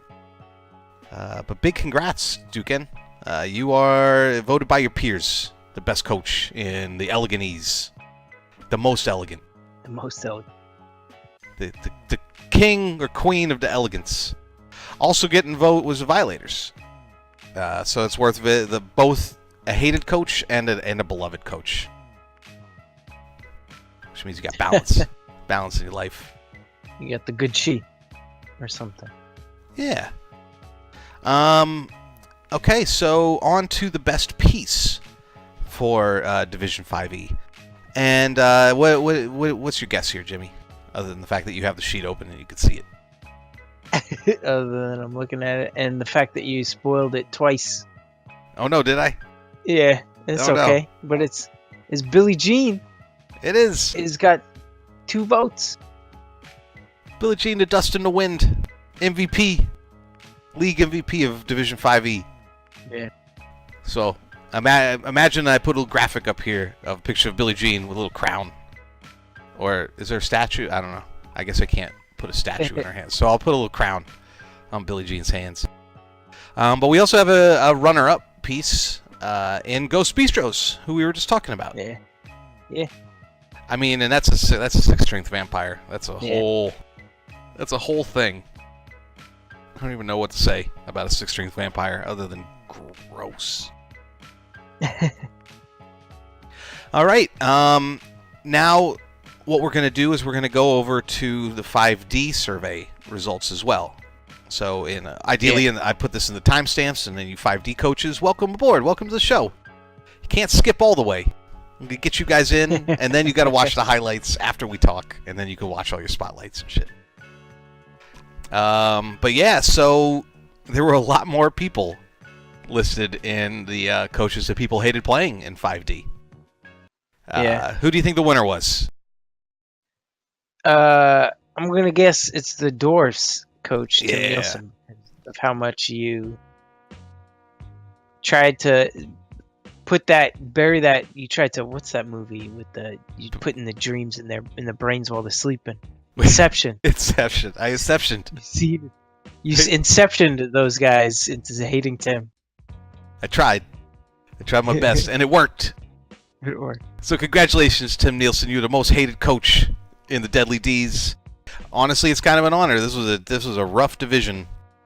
And we'll get to the playoff, Coach, but it looks like we just got confirmation yesterday. Things Dwarves hate, in fact, due to going all the way down the tiebreaker chain, is going to be representing the division in the playoffs. So congratulations to Tim.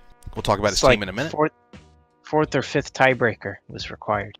Yeah, and a bunch of academic decision making based on who got buys and who didn't. And I didn't read the whole thing, or I did read the whole thing, but I don't remember all of it. But it's just a touchdown differential.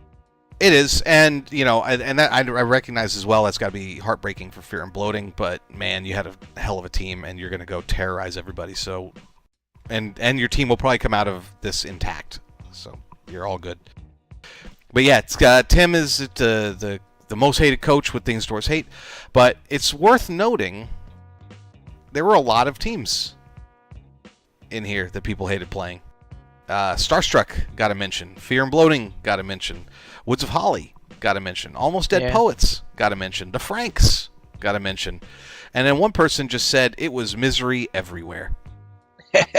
Which is telling to all these coaches getting most hated votes. It was pretty spread out in 5D. Well, I think it was very... there were a lot of good coaches in 5D. It's funny, Ars Goatia didn't turn up in this... he does turn up in the next category, but he didn't turn up in the hated group because A, he's a Chaos team, and B, Zeta's seems to be very well regarded coaching wise. But man, what does that tell you that we're even missing really good coaches and really good teams in this list? It was a heck of a division. Yeah. All right. So Leia, let's go on to best coach. Coach. Who do you think we got here, Jimmy? It was my preseason pick to win the division, Regnan. And he did. Did. He did. You're smarter than me. But we did make picks for playoffs, I think. So I think I still somehow pulled it off. But yeah, congratulations, Regnan. You are voted by your peers the best coach of the division. Certainly, it would appear to be results-based. You won the division, and it's a fucking hell of an org team, man. I'm a little jealous in terms of like a first year. And I'm so jealous I'm gonna get some of your players off your old org team and put them on my team, because my team's garbage. I'm gonna fix it with your greatness. I'm going to fix my garbage. Other coaches who got votes and mentions, Zazeta was right there. Random Maximus, our ogre coach.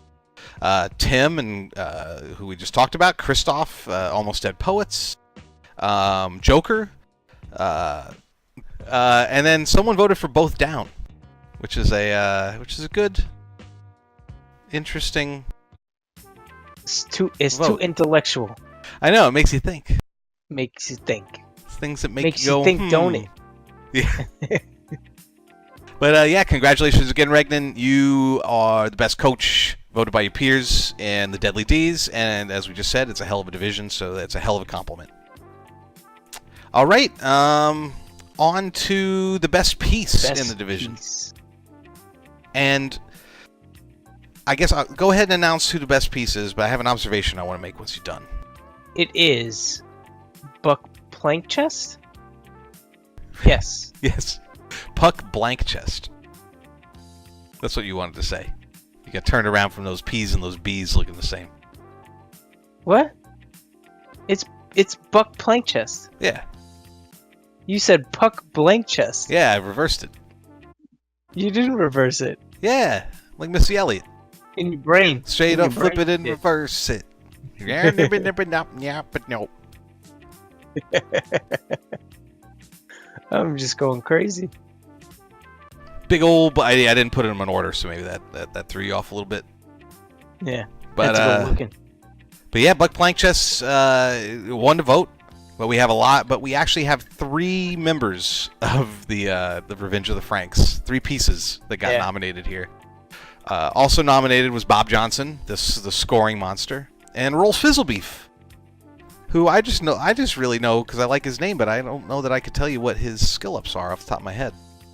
He's got block, tackle, and mighty blow. I guess that's what you need. But he's a blitzer, right? Yep. Yeah. Also getting votes is Ipos, the Clawpaw Beastman, over on Fear and Bloatin'. Pulmagors, or Pim Mulgors, also from Fear and Bloatin'. Touchdown Turley, our boy. The man, the myth, the legend. Getting votes. So, yeah. Correction. Ipos is a Mighty Blow Claw piling on Beastman on Ars Goatia, not on Fear and Bloatin'. Sorry, you're right. Beastman, not Pestigor. Pestigor, yeah. Pulmagors, though, is the Fear and Bloatin' one, right? Yep. Yeah. Sorry about that. So what we had? Touchdown Turley. Oh, and then it says MJ Dance Squads. This must be a vote from the previous thing. So, no. Yeah, MJ Dance Squads, Agi plus Speed plus Ghoul, maybe. So that's Billie Jean. That's another vote for Billie Jean. It's another vote for Billie Jean. I think I correctly separated these, though. So this might be a vote from the other division down to Billie Jean as being sick. I don't know. Doesn't upset the results either way. So congratulations again to Buck Plank Chest. We were oogling over him in the preseason. We're oogling over him now. It's a beautiful piece. And the last survey question that we wanted to address the results of was a vote, is Tim a horrible monster? What would you say here, Jimmy? I would say Tim is a sweet boy, and he'll give you coffee if you ask him for coffee. He's a nice, gentle dwarf coach, and he will give you the good time of the day. Every time you ask him, "Hey, sir, Tim, what time is it, my man?" He'll say, "Fuck off." And that's all you want from a nice, gentle dwarf coach. Oh man, Tim, I stubbed my toe. Good. Good. Good. Well, strangely, and I didn't actually tabulate it, I was very surprised. So I basically gave the options of yes, and then the follow-up was, but he prays for death. And then I think I left it for others. And a lot of people just didn't pick yes. They just picked he prays for death. So I feel, some people feel he's a remorseful monster. Not one that enjoys being a horrible monster to everyone that crosses his path. Yeah. Yeah. I mean, they're right. He deserves your He deserves their pity. And your pity. Well, we'll see if he gets it or not, because he is going to be going into the meat grinder and playing, I don't know, like the Big O playoffs, the Big O Div 1 winner or something like that. So we'll see if his prayers are answered or not. But yeah, that does it. That does it for the surveys. Thanks you guys for writing in. There was also, we asked about things we could do for the show or the things that you liked. Very good feedback. The one thing that really jumped out in terms of like what would you like to see next season was you want more guests, and that's fair.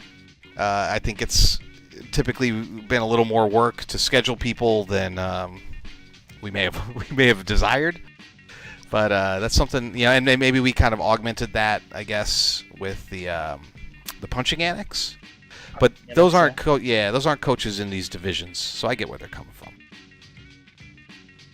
So if you're open to it, I'm open to trying to get more coaches in next year. Have them sit in with us. Yeah, but maybe they can even take over for me when I'm soothing Jimmy Jr. No, I need my Jimmies.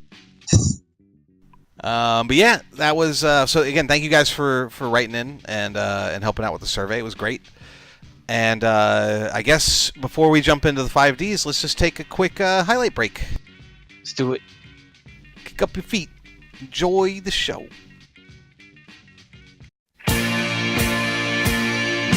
Cheddar sniffed a clue, he was 12 years old. Fell from the roof on East 29. Kathy was 11 when she pulled the plug. 26 reds and a bottle of wine. Bobby got leukemia, 14 years old. He looked like 65 when he died. He was a friend of mine. Those are people who died.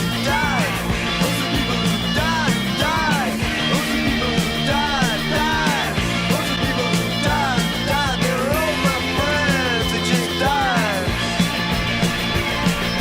She worked in church, he let the gimmicks go rotten. So they died of hepatitis in Upper Manhattan. Slide in Vietnam, bullet in the head. Bobby OD'd on Drano on the night that he was wet. There were two more friends of mine, two more friends that died. Those are people who died. Those are people who died. Those are people who died. Those are people who died. They were all my friends and they died. Mary took a drive out from a hotel room. Bobby hung himself from a cell in the Tombs. Judy jumped in front of a subway train. Eddie got slit in the jugular vein. And Eddie, I miss you more than all the others. And I salute you, brother. Those are people who died. Those are people who died. Those are people who died. Those are people who died. All my friends are waiting to die.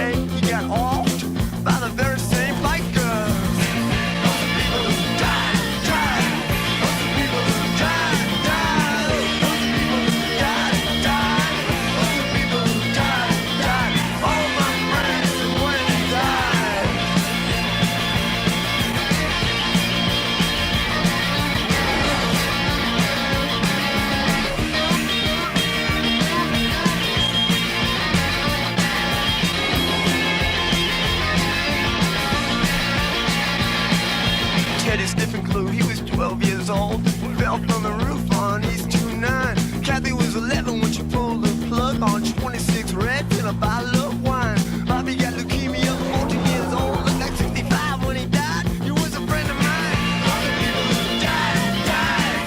All the people who died, died. All the people who died, died. All the people who died, died. All my friends when they died.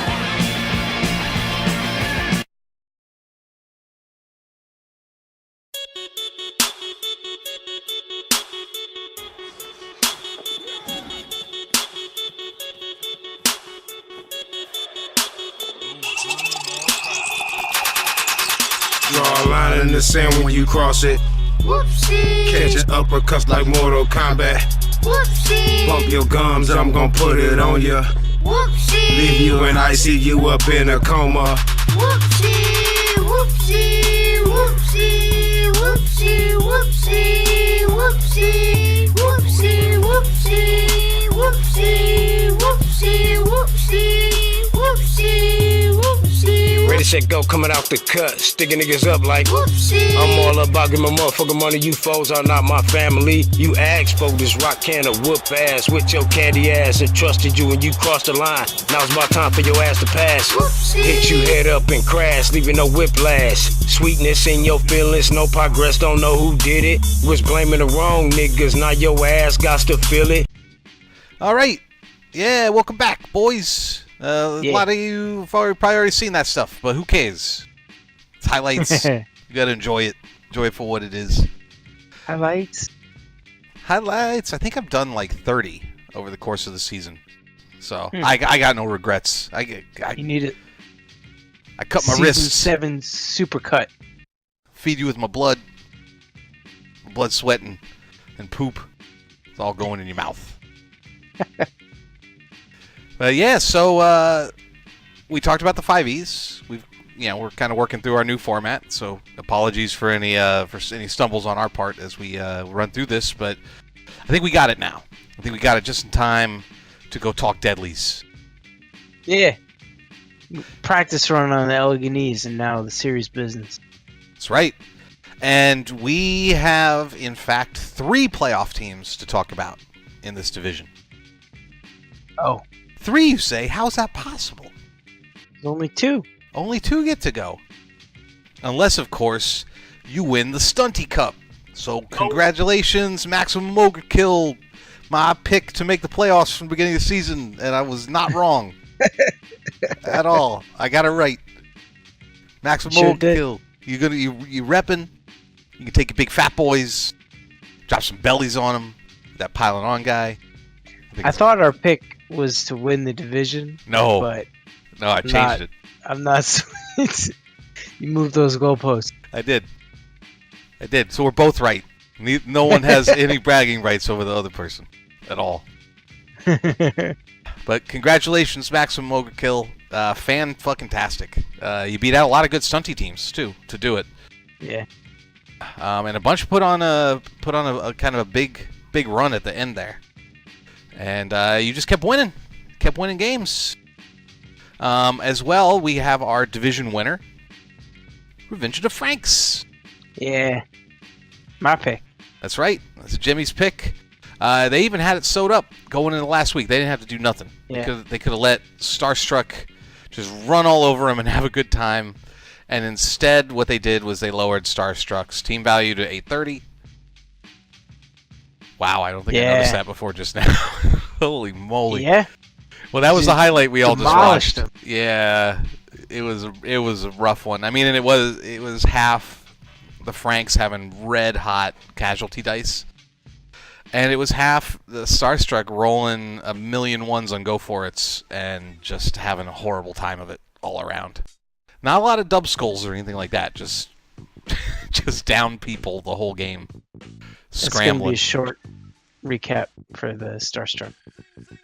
Yeah, there's not a lot to talk about. There's just a little bit to talk about, but yeah, they took a trimming.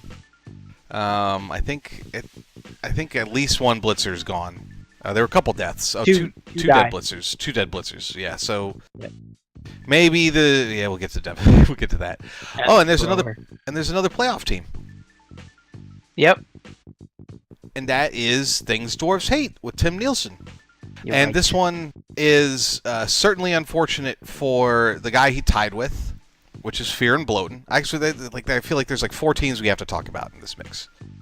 Fear and Bloating and Things Dwarves Hate wound up tied. Coached by the Red Joker and Tim Nielsen. That's right. And due to Tim Nielsen having a head-to-head, I think it came down to the 4th tiebreaker, which is head-to-head. Things Dwarves Hate beat Fear and Bloating early in the season, and that was it. That was the decider. And I think it was a 1-0 win or something like that. So that's how that happened. Now, you might remember Almost Dead Poet Society had been sitting in first place for the vast majority of the season and kind of hit... I basically jinxed him. I'm going to take full responsibility. Christoph did nothing wrong. Be responsible for your actions. I should. I feel responsible for my actions. I kind of said how to whoop up on that super cage, and he called me out on it, and then he ran the gauntlet of basically all of the best teams in the division, and took a beating down that stretch, and it culminated in a win in your end game with Ars Goatia. In fact, both Fear and Bloating and Things Dwarves Hate looked like they were basically out of it, or they were both sub 10% chance to make the playoffs, if I remember correctly. That's right. Yep. And so, like we talked about in the picks last week, if it was a tie, a win by either of those teams, they'd be right in the playoffs. Mm-hmm. If it was a tie, it opened the door for these other guys to get in. And that's what happened. They had a big slugfest game, and it wound up being a tie.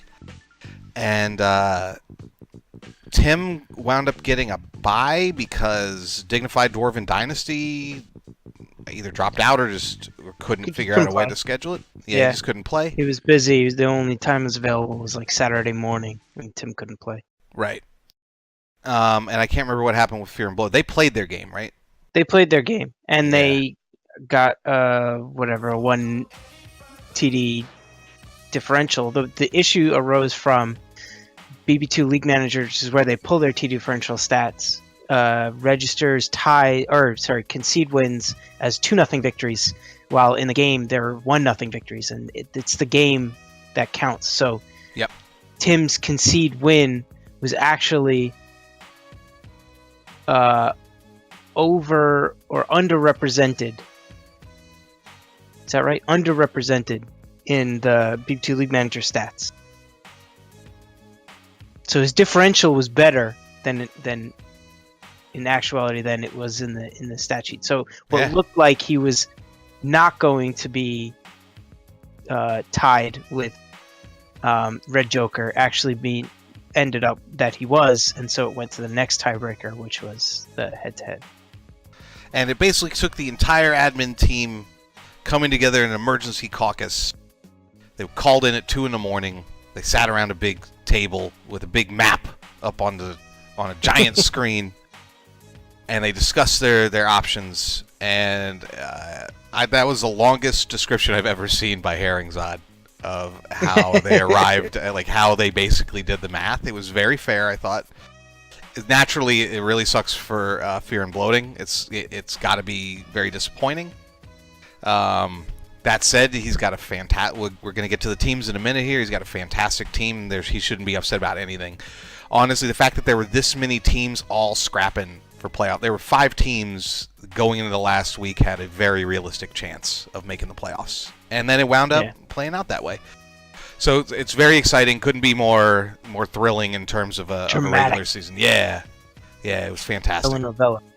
So good job, 5D. It's a hell of a division. There's a lot to talk about here. So I guess we should jump into it. I guess we should dive in. Let's start with the Franks. Starting with the Frank. And man, they're not even loaded in yet. And I can tell you, this is a great first-year orc team. What do you mean? You don't normally get plus strength on a black orc and plus agi on a blitzer after that blitzer has Blod Surehands? Yeah, you get agi on the one that you already committed Blod Surehands to make him a carrier in Bob Johnson. Yep. And then he just gets agi, just because it was too easy before. Yeah. Bob Johnson's a ridiculous piece. It really, like, when you get a Bob Johnson, all my talk about, you should think about a thrower, kind of goes out the window. Now you have a thrower. In fact, if you roll doubles, maybe you consider putting pass on him. Not pass, I'm sorry, accurate. For real? Oh, okay. I would Even think. still. I would think about it. I would think about because he's gonna be holding the ball almost all. I mean, you could put like kick return or something, but he's a 6 mover. He's not a thrower. He's a blitzer. Yeah, I don't know. I think you have a lot of options. I think you have a lot of different ways you can build Bob Johnson. It's exciting. I'm gonna try not to dwell too much so we can move because we have a lot of teams to cover. I could talk about Bob Johnson for a while because you have a lot of different ways to take him. I think. Yeah. I'll leave it at that. Sidestep would be an incredible double skill. A lot of things would be good skills. Shit, guard wouldn't be a bad skill on him. Then you got Hack Blowfist, who is a... it's funny that Roll Fizzlebeef got... So now that I can see the team, Roll Fizzlebeef got a vote for best piece in the team. I think maybe because he was at the center of a lot of big plays, more so... Yeah, but Hack Blowfist is what Roll Fizzlebeef is going to turn into. As is Fist Rockbone, who's, again, debatably better than both of them. Actually, not even debatably. 43 SPP. Jump up on a Palmer is great. Yeah. So he's got his 2 Palmers. One of them tackle for those stunties, dodge guys, and one of them will jump up, so he can just pop right back up and hit right again. You know he's going to get move on this guy next, so he's just a complete terror. This is a fantastic lineup of blitzers. It's pretty clear what he was going for as he built them out. So yeah, man. Fantastic. On to the Bobs. I was going to say 3 of them have block and 3 of them have guard. Yeah. And... I maintain. I think you take on Bolt Vanderhuge. I think you take block first. You would already had that next level in guard probably, because I think he took guard on him real early, and I made the same criticism like what feels like a year ago. But it doesn't matter. He's only 6 points away now. It'll only take another season, and then he gets block. He helped all these other big boys get their levels, so he did. Good for the team. Good for the rest of. He's a support guy. Support orc. But there's, when you're talking about the Black Orcs of Revenge of the Franks, really you're talking about the MVP of 5D, Buck Plankchest. Yeah. 5 strength, picked up block, and then I think he rolled doubles and took guard anyway. If I might be misremembering, and feel free to correct me, Regnan. But I think he rolled doubles and decided to do the safe thing. The smart thing, you're never going to... Nuffle's gift. Yeah. I would totally put Stand Firm on him next. Yeah. Yeah. Like, now you got strength, block, guard, Stand Firm, and then you just stick him in the middle of everything, and you've got this super troll. Super duper troll. Fast troll. Oh, no, same speed. Man, I'm really struggling with the speed on trolls and Black Orcs today. And then, since he does not carry a thrower and he does not carry a troll, but he does carry a reserve, he's got 4 linemen. 1 with block to do some work, and 2 dirty players for kicking dudes in the balls. Kicking orcs. So I mean, and that is the idea, right? Is once you get to a certain level of development with your orc team, you want to have Fowlers because you're going to get to the point where removals... You're not going to be able to get removals as easily as the Claw teams like Nurgle, Chaos, maybe even Necro. So you need those Fowlers. You need the ability to put a boot in somebody periodically. He's got it in Bartholomew Gun and Lump Beef Broth. Man, it's tougher than I thought it was going to be. Yeah. And Stump Chunk Man and Chumbungle Snout. Yeah, I like Chumbungle Snout a lot. He's having some trouble leveling, but he's got a good name. Still popular with the ladies. He's only 6 matches in. Yeah. Naturally, these guys are... I'm not sure who they're facing. We were trying to look at that before the thing, but there was a little too much uncertainty on the admin's part, so we decided not to talk about the opponents too much. But these guys are playoff ready. Richest T's humans, though. Oh, right. He is decided. That's right.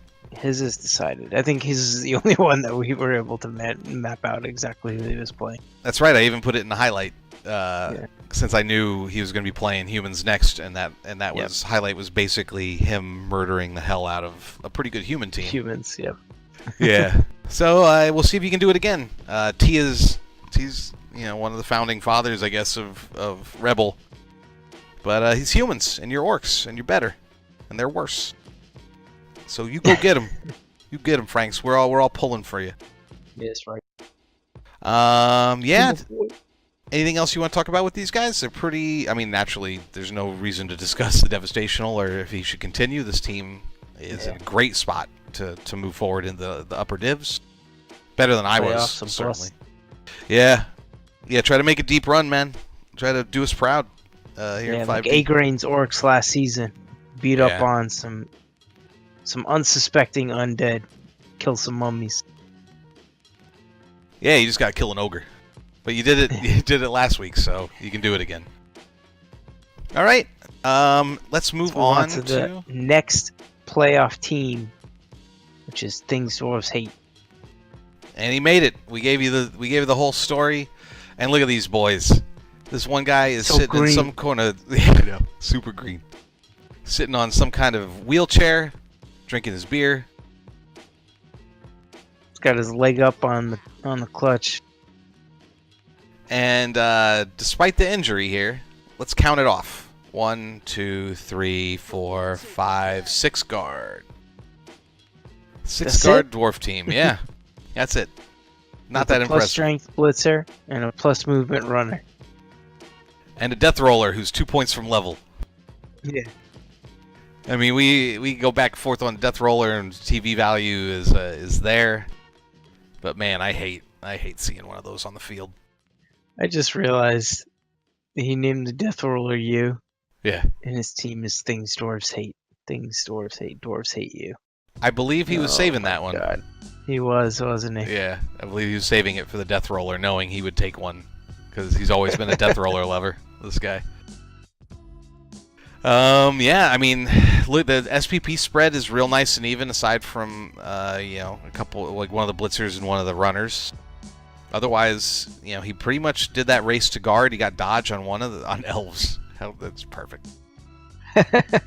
I love that there was an agi bust on orcs, and there was a dodge on elves. It's fantastic. But yeah, so he's got across the Longbeards 5 guard. Once one of them comes back, he will be down the first game without his AV busted Longbeard, and that guy might get replaced at some point. Probably not. Yeah, I'd replace him. You got the money. Yeah, he's got the money, and it's an AV bust is pretty serious on dwarves. They really do rely on that armor. Got the one Mighty Blow Longbeard, but that's okay because he's also got Mighty Blow on one of his blitzers and on a Troll Slayer. The Troll Slayers, and we've talked about this in the past, have been a little slow to develop. Yeah, well, one of them died. Oh, that too, right? Yeah, that must be dragons. I don't know why dwarves hate dragons, but I guess they do. Because they come in and steal all their gold. I also don't know why he named this one Carnival Rides, but it must be. Because they're too short. Oh, that's right. They can't get on the rides. Yeah. Yeah, that's right. That one he's got Wrestle Dodge, which is I like that. Yeah. It's how I build my ghouls to start. I mean, but they don't need dodge. They need wrestle and tackle. But it's great because he's your strip ball safety, or he will be your strip ball safety once he levels again. Yeah. No, that piece is coming along nice. Naturally, his other runner picked up move, which is a huge thing for dwarves. Already had fend. Ball carrier runner too, so it's perfect. And then strength injuries, did not get one. In fact, he got the opposite. He got a strength up, and he's got Mighty Blow behind it because he already had block, so why not? I imagine tackles not too far behind or piling on even. Yeah. But that's a fantastic piece. Really, this is a fantastic dwarf team for a first season team. Yeah. Death Roll is Right. going to level soon. He can see if he gets lucky and gets block out of it. Yeah. But yeah, man, this is a nightmare. If not, there's not a ton to get on a Death Roller if you don't roll doubles. So. He has taken a little bit of a beating, but he's been able to hold up pretty good. Yeah. But at 1640, he's not going to be receiving a lot of inducements from anybody, especially with that Death Roller there. In the playoffs, he might. probably will be. I think it depends on who he gets like if he gets matched up with one of the top divs, which maybe he will be in 5D. I think he will, yeah. Maybe he got the Big O div one. No, that was Humies, right? Humies. I don't know. Whatever. We don't know. We don't know the answer to that. But yeah, got his 3 rerolls, got his APO, and so I guess beyond the playoffs, he should totally reroll after the season and pick something else, some other race. Play Goblin. Yeah, he should play some goblins, or he should play his pro elves. He's good at pro elves. Yeah. I support your dwarf teams, Tim. You keep going. I don't, Tim. Don't listen to this hate. Don't play them anymore. Play something else. All right, and but we do have one more playoff team to talk about. Yeah, Midsummer Ogrekill. Yeah. 3-for. I'd say this is a mascot of our division. The tall boys. And look, somehow on the team picture page, he somehow got all the ogres lined up behind in like a bracket. Yeah. What did on he the do? barrels. I guess he just had to put them 1 through 6, and then you get that. Okay. Man, this has been a fun team to watch the whole way through. He's got a pile of stand firm, which I wouldn't have guessed would be such a big deal for ogres. But I guess they want to maximize their punching with all that mighty blow. Yeah, you don't want to get pushed off. Yeah. I guess you want to avoid the uphill blocks or the 1-die blocks to get pushed away. So now that's a lot harder to do, especially on this guard block piece. Ogre the Cuckoo's Nest. Then he's got both a break tackle and stand firm block piece. Ogre the Rainbow. Ogre the Rainbow's been a fantastic piece all season. I just remember seeing the name in so many different highlights. He had a carry guy that died, I think. Agi guy. Yeah, he had the Agi guy. That's right. Get Ogre here, his piling on guy, always a blast. He's had that piling on since I think the season started, pretty much. Yeah, it was like his first level up. Apparently hasn't transferred into too many SPP compared to some of these other guys, but that's okay. Ogre My Dead Body with the Juggernauts and the break tackle. So this is the guy that breaks away and just gives you a nightmare, especially if you're trying to cage up on the sideline. Another block, work at Ogre Time, standing firm, putting into blocks. He's about to level too. And Game Ogre Man, who is movement busted, but he is flat out of cash. Yep. So he's going to be rocking a movement busted Ogre for a little Looks while. like he finally went ahead and bought a couple Nobblers. For a while, he was rocking like 0 to 3 Nobblers. I guess you think that's playoff preparation? Yeah, I think he wanted a bench. Yeah. Right, because then they're only 20 a pop. He probably had maybe 60k or 80k in the bank. No, it must have been 60k, right? Because this one's already been hurt. But he's got his diving tackle, Noble Savage. I miss Noble Intentions. Remember when Noble Intentions died? That was a good one. Yeah. Knowledge is power. Random Maximus, I love your team. I guess not too much else to talk about here. The 3 rerolls to Apo, no cash, 1590 team value. So he's going to be getting inducements from a lot of playoff teams. He's probably, I don't know how he gets matched up. I saw something that looked like he might actually be playing from the thing Metal sent me that wasn't complete. It looked like he might actually be playing one of the winners, one of the playoff coaches from 5E. So he could be wind up playing Sidestreet Chaps or Nightmares. Which would be an interesting matchup for him. I can't remember how he did against the Dark Elf teams in his division. Let's take a look real quick. he got blown out by Nuffle Nose Wonk Elf Fun. And here's the other one. There are two, right? Oh, Wits of Holly beat him too. So not the best omen, if that's the case. If you're getting a 5e team, you're going to be playing a good Dark Elf team. And it appears like they have been relative kryptonite. Fantastic season, 6-2-8. I assume that includes some Devastation or Greenhorn games. But yeah, man. Yeah, because he had 6-2-5 from this division, and then 6-2-8. Yeah, so he had 3 losses in Greenhorn games. Okay. But you got that precious development, so you can come in hot, start giving people trouble. Yep.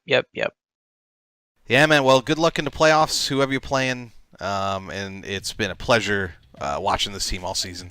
And I look forward to seeing a lot of these stunty and funnier teams working their way up into the experienced divisions. I think it's going to be great. I think next season's going to be an absolute blast.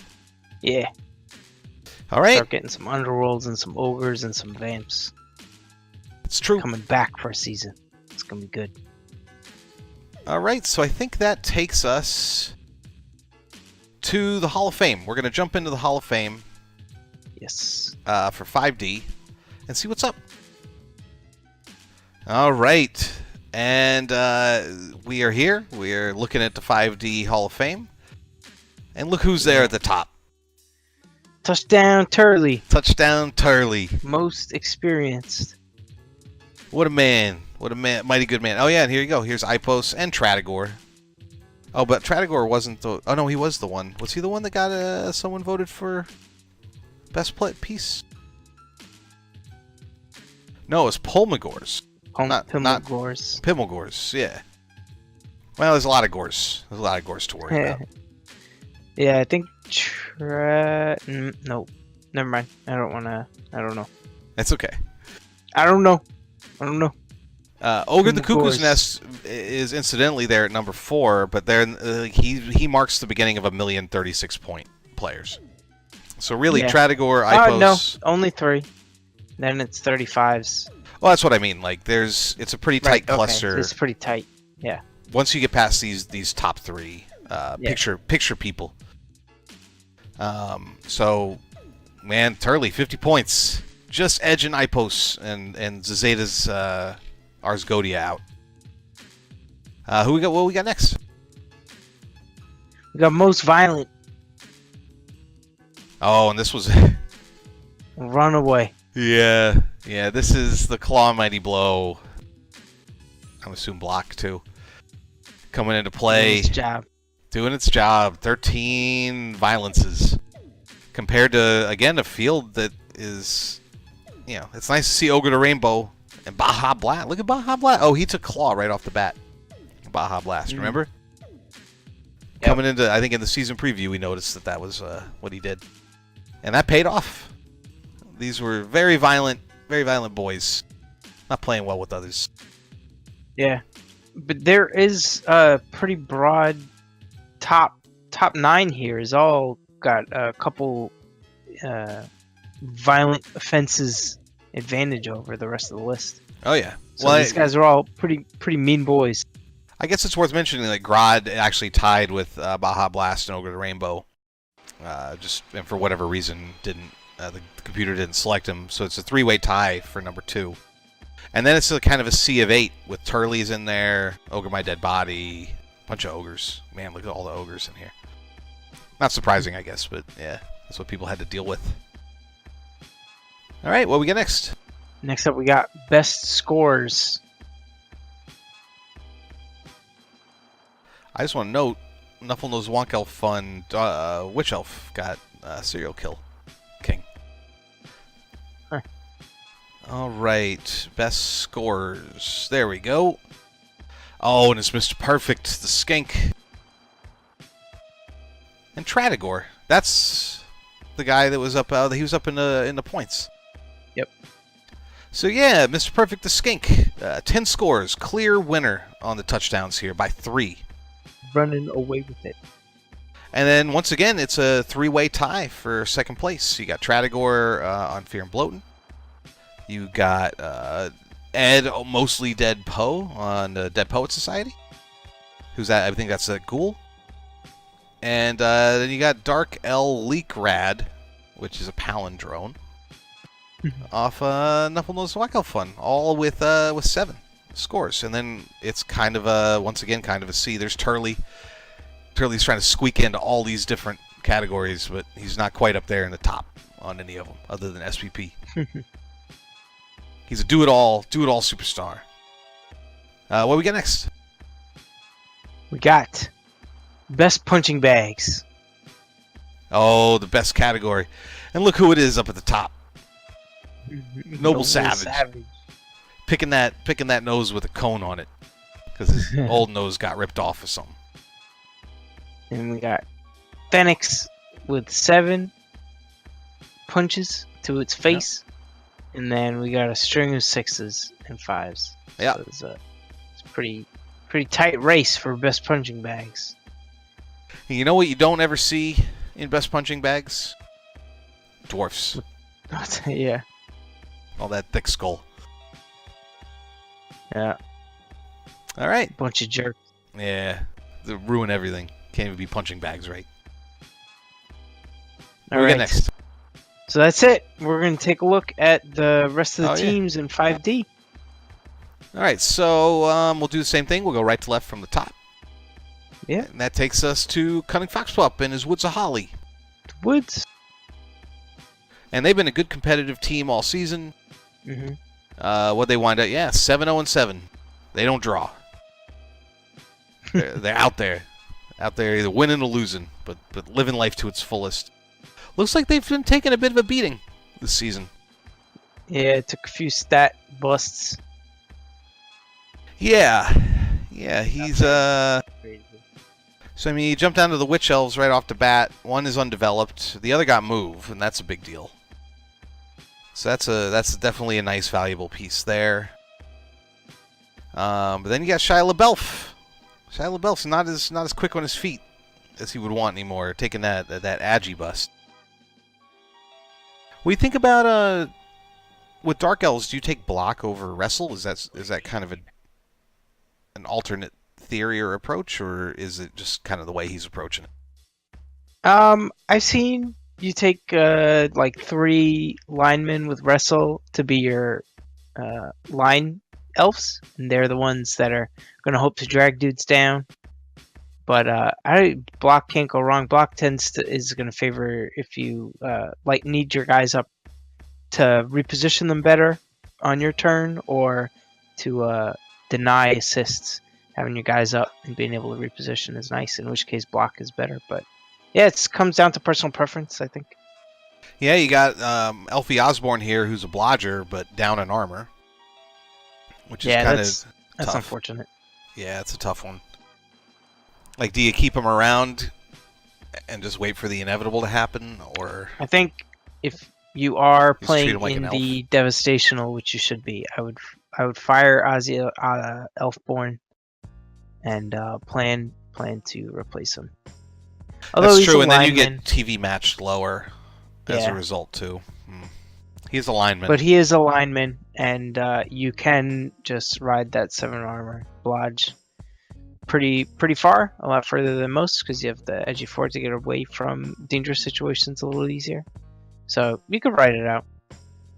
Yeah, it's an interesting one. That's a tough break to take. You got your kick, Snoop Elf.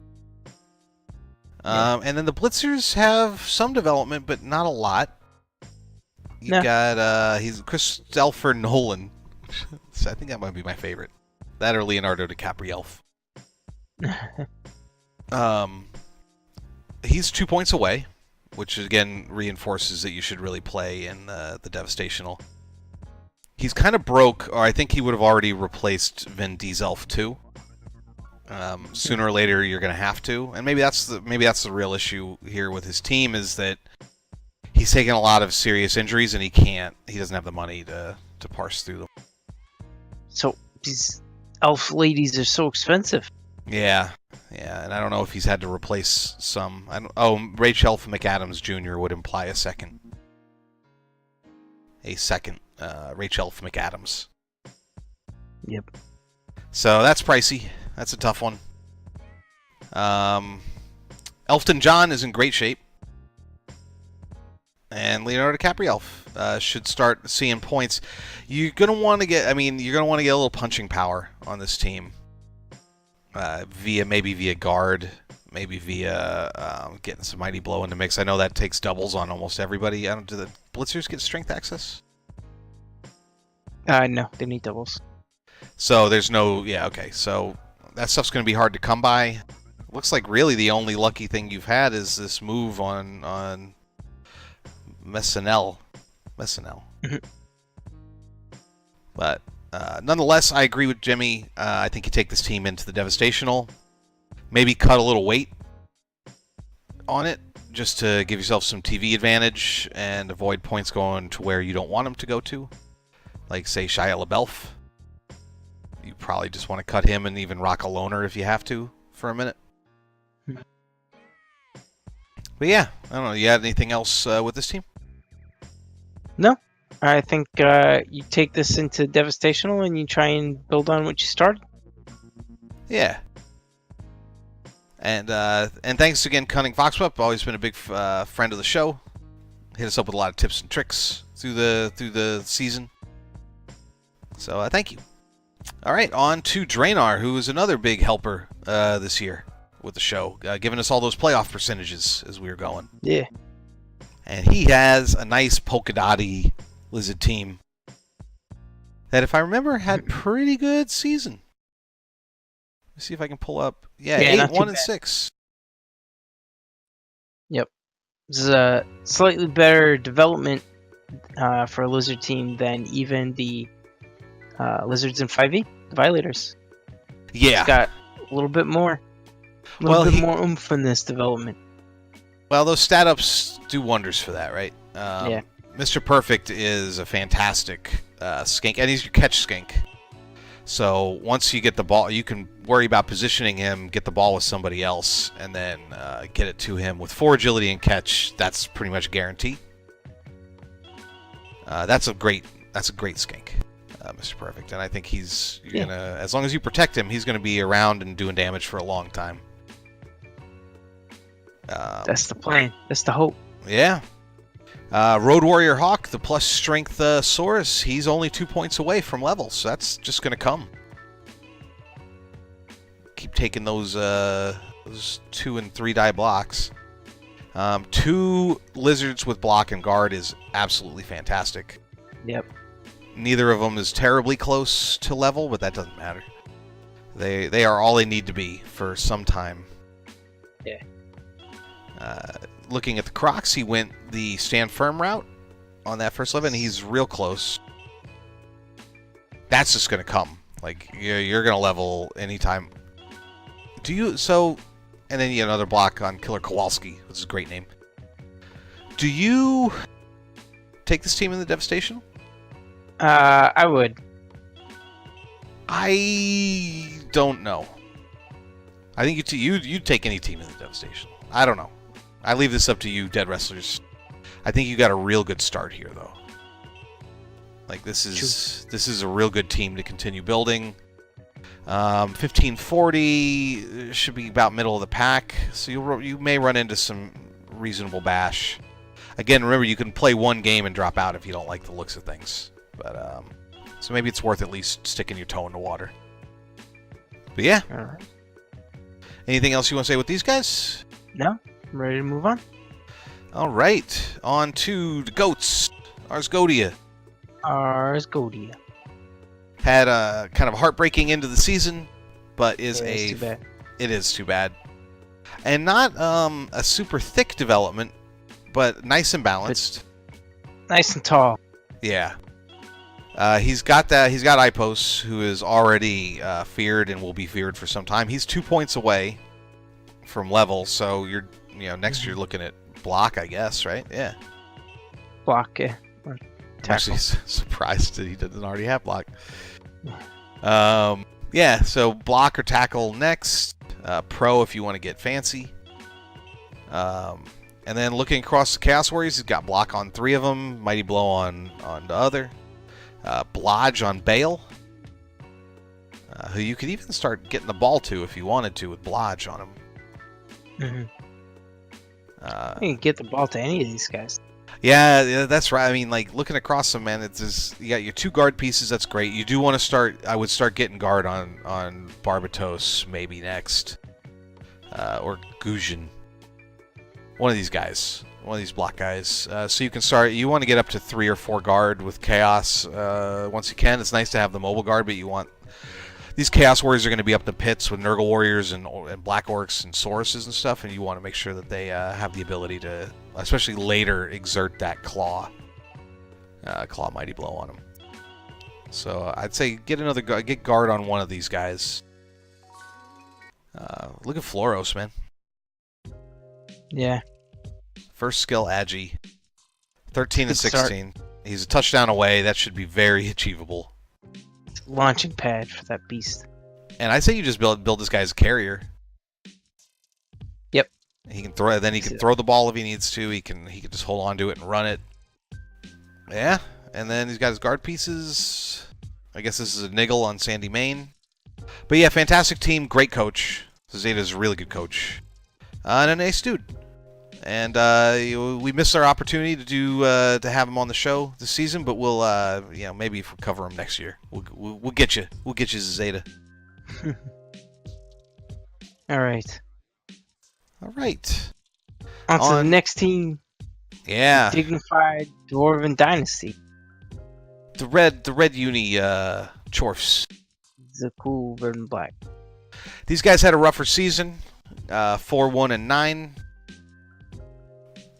And they struggled with injuries throughout the season. I think they were down both Centaurs in a lot of games. It's kind of a hard team to look at because they're not in any real order. Our glorious Bob, naturally with the 5 strength, kind of jumps right out at you. He is movement busted. But I think with a guy like this, you just stick him in the pit, right? And let him... Yeah, Bob was on the Palindrome team. This is Glorious Leader Bob. Never mind. Oh, you're thinking of just Bob. I'm Yeah. thinking Bob, yeah. Yeah. The plus strength on him, too. Bob is a lucky name, I guess. Yeah, it seems like a good Blood Bowl name. Look, there's another Bob right above him. Bob Ross. Bob Ross. Yeah. Yeah, no, it's a great piece. You could consider putting him, in the pits and just letting him take his lumps and see if he comes out the other side. Which is not wrong. Minus movement sucks, but they are still movement 5 with sprint and sure feet. So you can still get around. Go pretty far. Yep. So I think I might keep him. Plus strength is too good. Oh no, I would totally keep him. I think the movement bust is unfortunate, but I don't think it removes his value to this team at all. Basically gives you a big guy who has kind of like the ability to sprint every once in a while after people. I think there's a lot of different things you can do with your next skill. And he's at 13 to 16, so it's not far away. Not a lot of development on the blockers. He's got guard on one of them, claw on one of them, and that's about it. Yeah. This Hob, he picked up Sure Hands on him, and then got Agi. So that's another case of getting real lucky with your follow-up skills. Yeah. Is that... yeah. Godunk, Razakun. It's lucky. I mean, if you're building a Hob out to be... I think you can... I think I know what you're second guessing here is, do you really want a Hobgoblin to be your carrier? I kind of agree. I think you don't. But if you do, this is as good as it gets for a start. Yeah. You got another block kick ghoul. That's not so. That's all right. Dodge. He must have rolled doubles on King Carl off the bat, so he picked up dodge there. That'll probably slow his development down a little bit. And that's really one of the issues you're going to run into. You do have block on your dwarfs, but your bulls are really your main action pieces, and since you're not carrying with one, you want to build them out to be hitters. So getting block on these guys is going to be real important. I don't know. Anything else jump out at you with these guys? Yeah. Yeah, Good I would. start. Yeah, it's you got some real nice things to start with here. I would get these guys in the Devastational. Yep. See how they come out. Yeah, see how they come out. See if you can emphasize points on your bowls and see where that takes you. All right. Next up, we got a quick one. Captain Deuce. Oh, look at this! Starstruck. Look at this team. He's got 5 players left. Now remember though, JJ Cash, who was undefeated this season, pretty much had 5 players the entire second half of Division 5 last year. Season. Yeah. He, he basically didn't replace Linos, so he just kept his blitzers, I think a thrower and a catcher. And maybe he had an ogre? I can't even remember if he had an ogre. He might not have. Oh, no, he had a really good ogre. That's right, he had a really good ogre. Turley took a thrashing. I'm sorry, Starstruck, the team, took a thrashing in the last game. It's real unfortunate, but he's got Turley, who is an all-over-the-field terror. You look at him, and he doesn't jump out at you as like a specialized player or a player who's perfect for what he's doing. But the beautiful thing about him is he can do everything.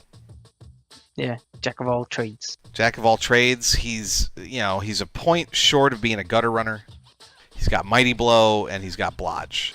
And if you watch this team play, Turley is everywhere, and it is a blast. There were a lot of other names I remember from this team, and they're gone. Yep. Lyle Robadoo. Lyle Robadoo. He's got... Bobby Boucher. He's still got a decent bit of guard, all things considered. Yeah. Cheeseburger Eddie's still up in the mix. Yeah. He's got Torres, who could shape up into a great piece. Is already a really good one. Battle, I've seen him use Battle real well. Yeah, and Mama's 2 points away from getting her next level and see if she gets block. And if she doesn't, maybe think about burning her down. But then again, you might not be in a position to do that anytime soon. I don't know. I think part of me wants to say don't take this team in the Devastational to risk Torres or Turley. On the other hand, you need money real bad. Might be a long stretch. What do you think about re-rolling in this case? This is kind of like bad timing for ending the season. It's bad timing for ending the season. I wouldn't re-roll. I agree. I wouldn't re-roll. Rebuild. Just Torres and Turley alone, and the fact that Mama's only 2 points away, and Vicky Valancourt's only 3 points away. I think take him in the Devastational, and then if you lose Turley, re-roll. I don't know. Yeah, if you lose, go into the Devastational, and if you lose Turley, re-roll. And if you don't, just earn cash and start replacing blitzers, and kind of work your way back. Man, that was a rough game. I don't think I realized it was this devastating. Yeah, it's bad. Yeah. Yeah. No good. And Captain Deuce has been a good friend of the show the whole way through, so I hate to see it. I certainly hope you realize that highlight was not celebratory. It was just a remarkable game, so I figured I had to cap it. He was a good sport about everything. So let's take that can-do-itiveness into the Devastational. See where you come out. Yeah. All right, on to another near playoff team. Yeah, Fear and Bloating, which we talked about briefly, but not the team, just their playoff chances. Yeah, and which are now 0. Yeah. Yeah, it's a shame too, because they were. If you look at the team, they're pretty well built to go into the playoffs. Yeah. Nothing flashy, though. He does have that Claw Mighty Blow, Nurgle Warrior, who's going to shape up real fast.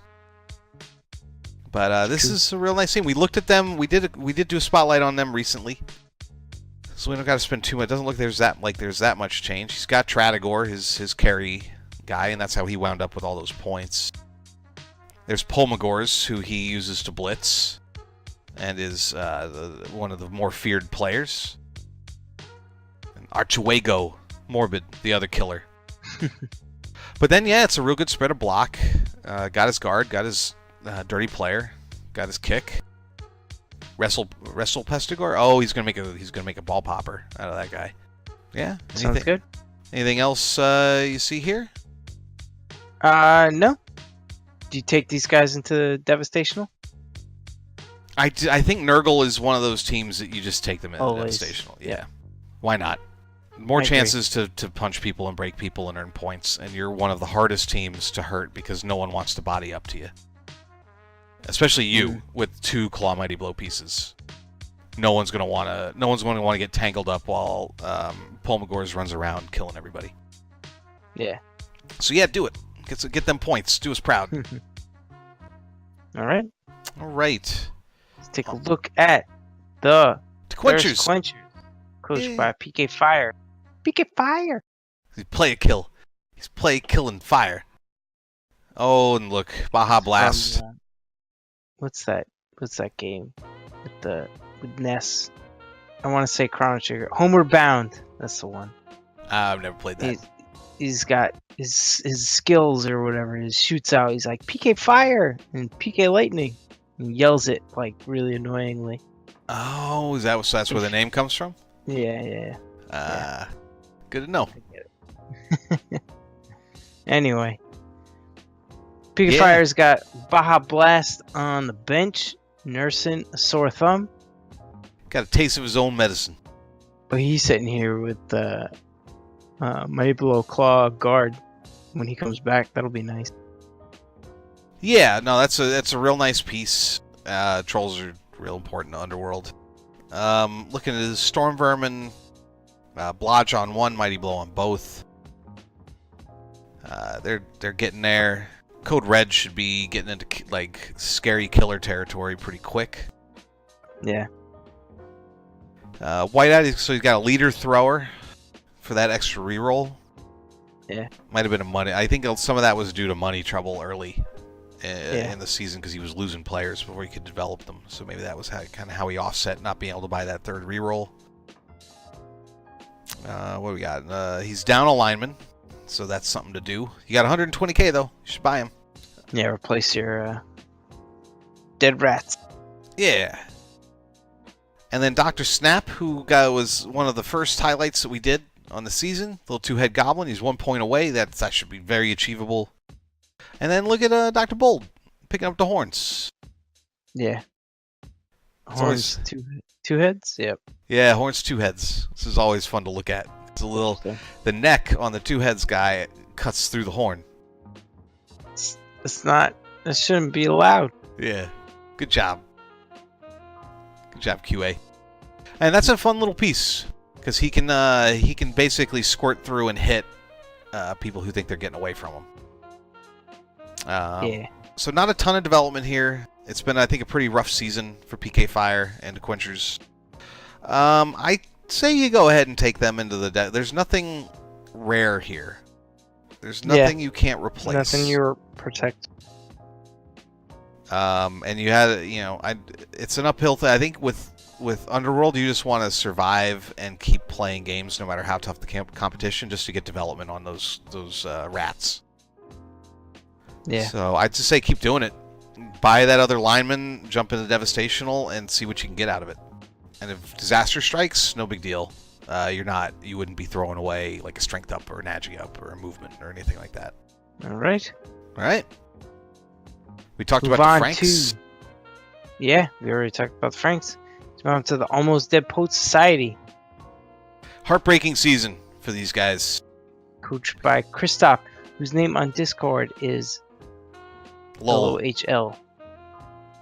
Not saying it. And then it's something else on another thing. Oh, he's yeah. You should Reddit. use your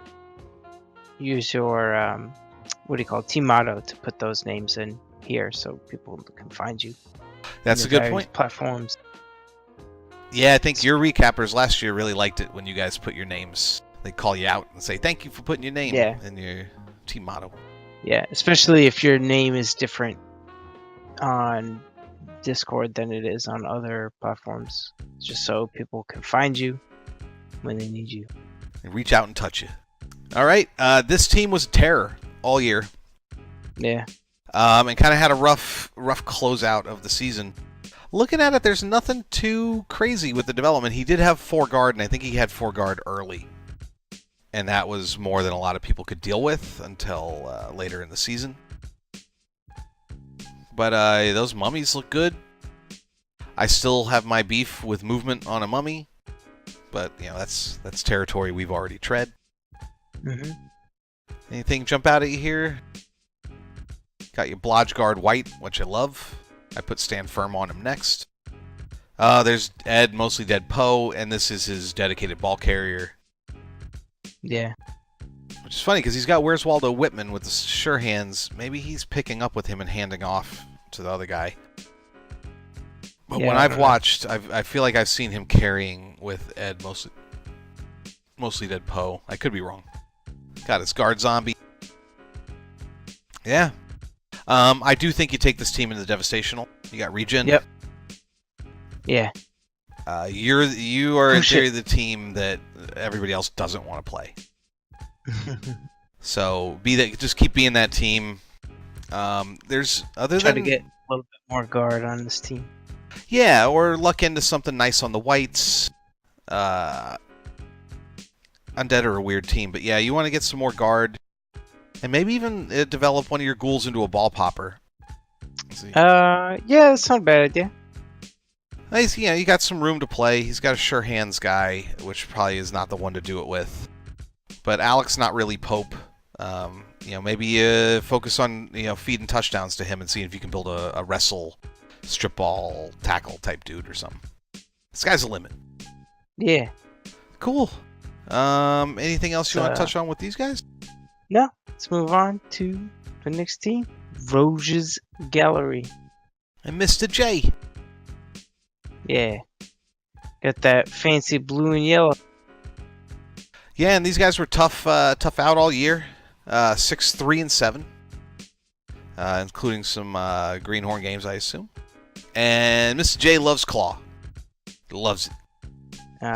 So yeah, you got Hush here, his break tackle, strip ball, block dude. So that's a nice aggressive bull centaur. You don't see that build all that often. You don't. It looks like he's building him to be like a cage diver, which is interesting. It's not going to be long for this world with that build, but it's effective. I think it'll be effective at its job once it gets there. I mean it is there. It can do it. You can put frenzy on him. Well, it's a break tackle with 4 strength, dodging into a cage, 3 tackle zones. What is that? It's like a 3+ or something. Oh yeah, I don't think he can do. Oh, the break tackle gets him into the cage. Yeah, so that's gets him into the cage, and then he's got strip ball. So you can mark up the corners, and if they don't have guard, he can likely get a 2-die hit on a ball carrier, and he's got strip ball. So that's not bad. Yeah, it's pretty cool. Good utility piece. And it looks like Anarchy he lost, I think, relatively recently. So that's going to be a project. Yeah. Anything else? Yeah, so he's got his 2 guard. Probably needs to get more of that. He's got a lot of claw. Yeah. Claw Mighty Blow on Grodd. So that's going to be a scary. Actually, no, I'm sorry. That's block, tackle, Mighty Blow, claw. That's already a scary piece. And then what? He's got his kick block guy. I take this team into the Devastational. They're healthy. Yeah, for sure. There's nothing unique. Yep. Yeah, and you can feed Anarchy to lots of SP and try and get him block and get him on his way. Yeah. Yeah, it seems like a good thing. Like, and you got a few people. No, not too many. Yeah, there's a lot are kind of a ways away from level. So yeah, I dig as much SPP out as you can out of it. But good season all around. Yeah. Next up, we got the Palindromes. Nuffle knows Wonk fun. Undaba. Undaba. And this team came on late. and really started terrorizing everybody. Yep. There's Bob the lineman. That's The block. yes, that's the plus strength lineman with block. Man. Fantastic piece. Got the move on the Witch Elf, which seems to be a theme. To go with block. So that's a beautiful Lady Witch Elf. Otherwise, yeah, well he's got his killer. Mood foe tote of doom. Yep. Put blodge on him to make him pretty survivable. So really, if you're so inclined, piling on is maybe an option before too long. I assume. Yeah. I don't know if he is there a sure hands piece on here? No. So he might like to carry with Dark Eel Leak of Rad. Man, that's a tough one. He's climbing up to points. Maybe he has been, and that's why he's doing so well. But he's got sidestep, fend. Man, sidestep and fend. That's a mean combo. It's real annoying. Yeah. Yeah, but not too much else to discuss here. But this has been a very effective team. Looking at his record, he wound up 7-4-5, which is very good. I would take these guys into Devastational and try and. I guess there's nobody really that's ready to pop off on level right now, except for the runner. Yeah, I would not. But you got a 1 of 6 blitzer that could use some leveling, get dodge on it. So I would still do it. I'd still consider it at least. Yeah, I can see it to maybe get the blitzer or this witch elf some more points. I feel like you've got some special pieces. I think you're already ready to compete at the next divisional level. I don't know that I take the risk because I don't think you have to. And you got money in the bank. So, I don't know. We split on this one. Push it re good. But yeah, good season for Vundaba. I'm sure he's going to be terrorizing everybody next year. Yeah. And now, the finale.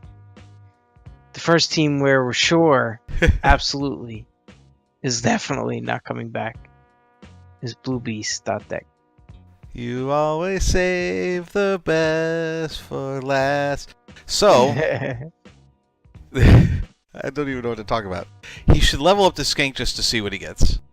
And maybe if he gets Agi or something, he can put it on the player market. So look, he's got one piece that's worth anything, which is Vizdrix. And it's a 6-point block source. Oh, poor Randomus. You had a rough season with these sources. He did. Well, this team was cursed. Yeah. There was he tripped a gypsy at the at the fair or something. And it manifested here. There's really nothing here. There's zero reason not to reroll this team. In fact, just to really drag it out, you should just fire a player every day for the next week until there's no players left, and then put a new team in. But bluebeasts.dec, I can't believe they're... Oh, is 800 the lowest team value you can have? Because he does not have 800 points, I don't think. Yeah. Yeah. So, Rando, I think, we've talked to him about this offline, so there's not even anything really to tell him other than, man, I guess, maybe a Blocksaurus is value enough that they'll take him on the player market.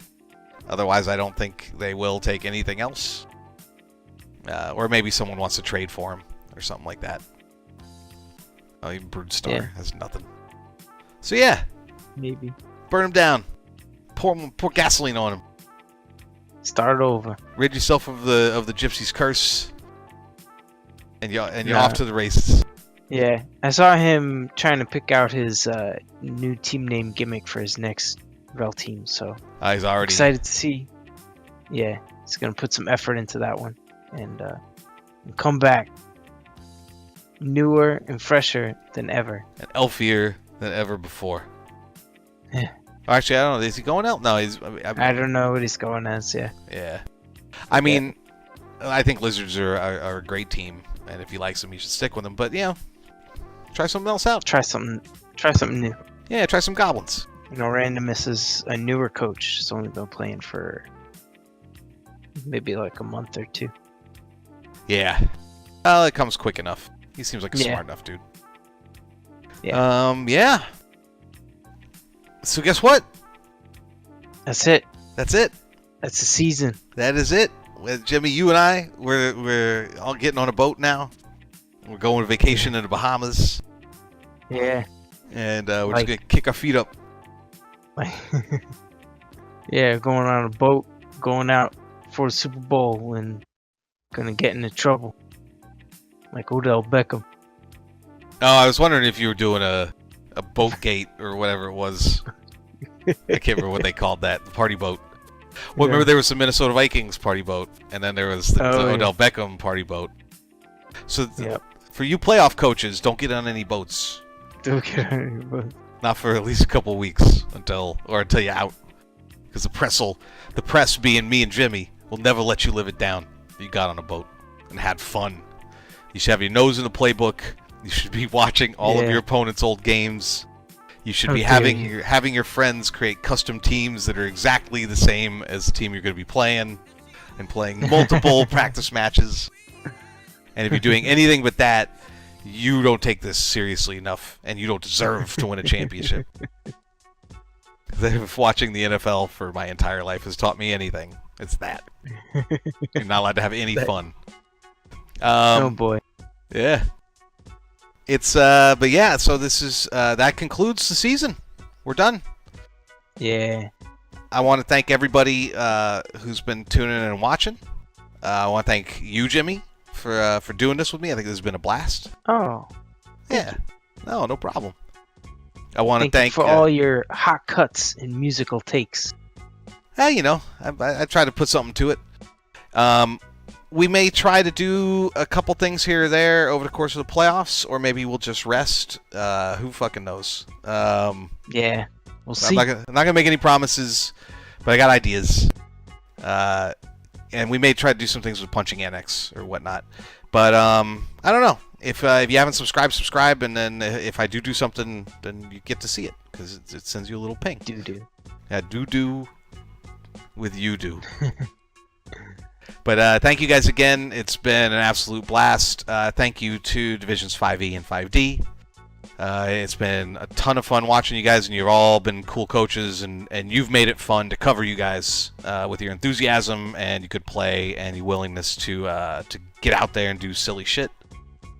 And thanks to everybody else. I don't know. I feel like I just won the Prettiest Girl in the World award. So yeah, without further ado, there ain't nothing funny when you ain't making no money. Oh, because it's a labor of love. Oh yeah. Yeah. Oh yeah. You gotta sell merch. That's what I hear they do. Yeah, we're gonna sell T-shirts. We'll make Groon shirts. Groon shirts. That's a new original idea. Yeah. Oh right, original idea. Yeah. There's no such thing as Groon shirts. That's just the name of our production company. Definitely don't Google Groon shirts or look up videos on YouTube. Or do, because it's a fantastic video. Yeah. All right. Well, thanks, guys. Good luck to the playoff teams, and we'll catch you all on the flip side. Yeah. Wabbity boop.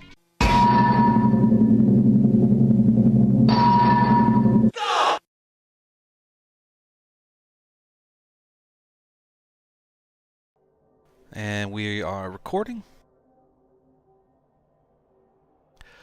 And we'll get going in excuse me.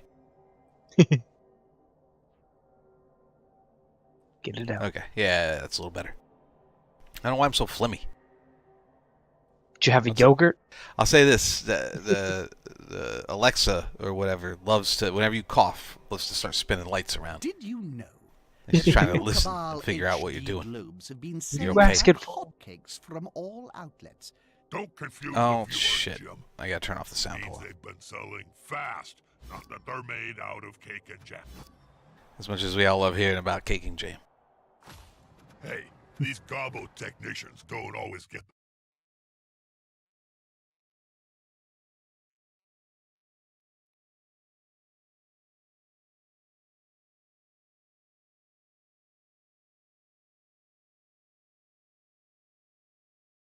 Okay.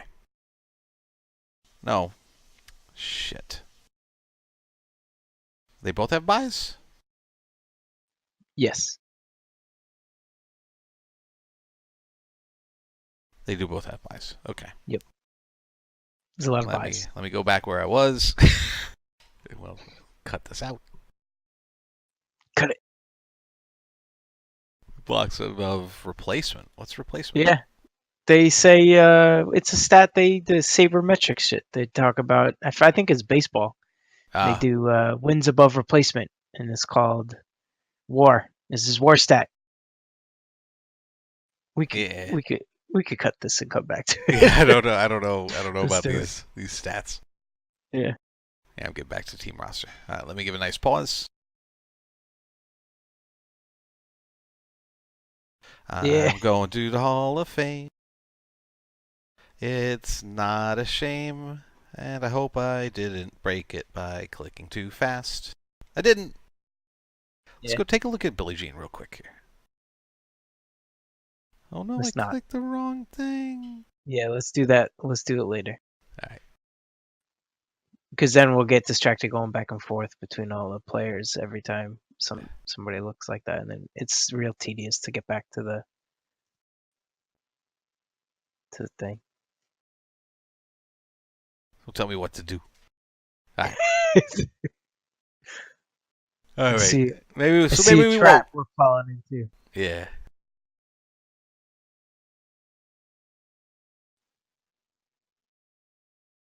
Yeah. Am I losing you here, Jimmy? You make it? A little bit. I'm having a hard time keeping up. We're almost there. It's getting late. Yeah. We could do I'm it. sitting here, but I'm like looking at it like, oh boy, what's going on here? I was staring at their outfits, like trying to think. They are nice outfits. It's ridiculous. Yeah. And then I'm like, oh, distracted. All right.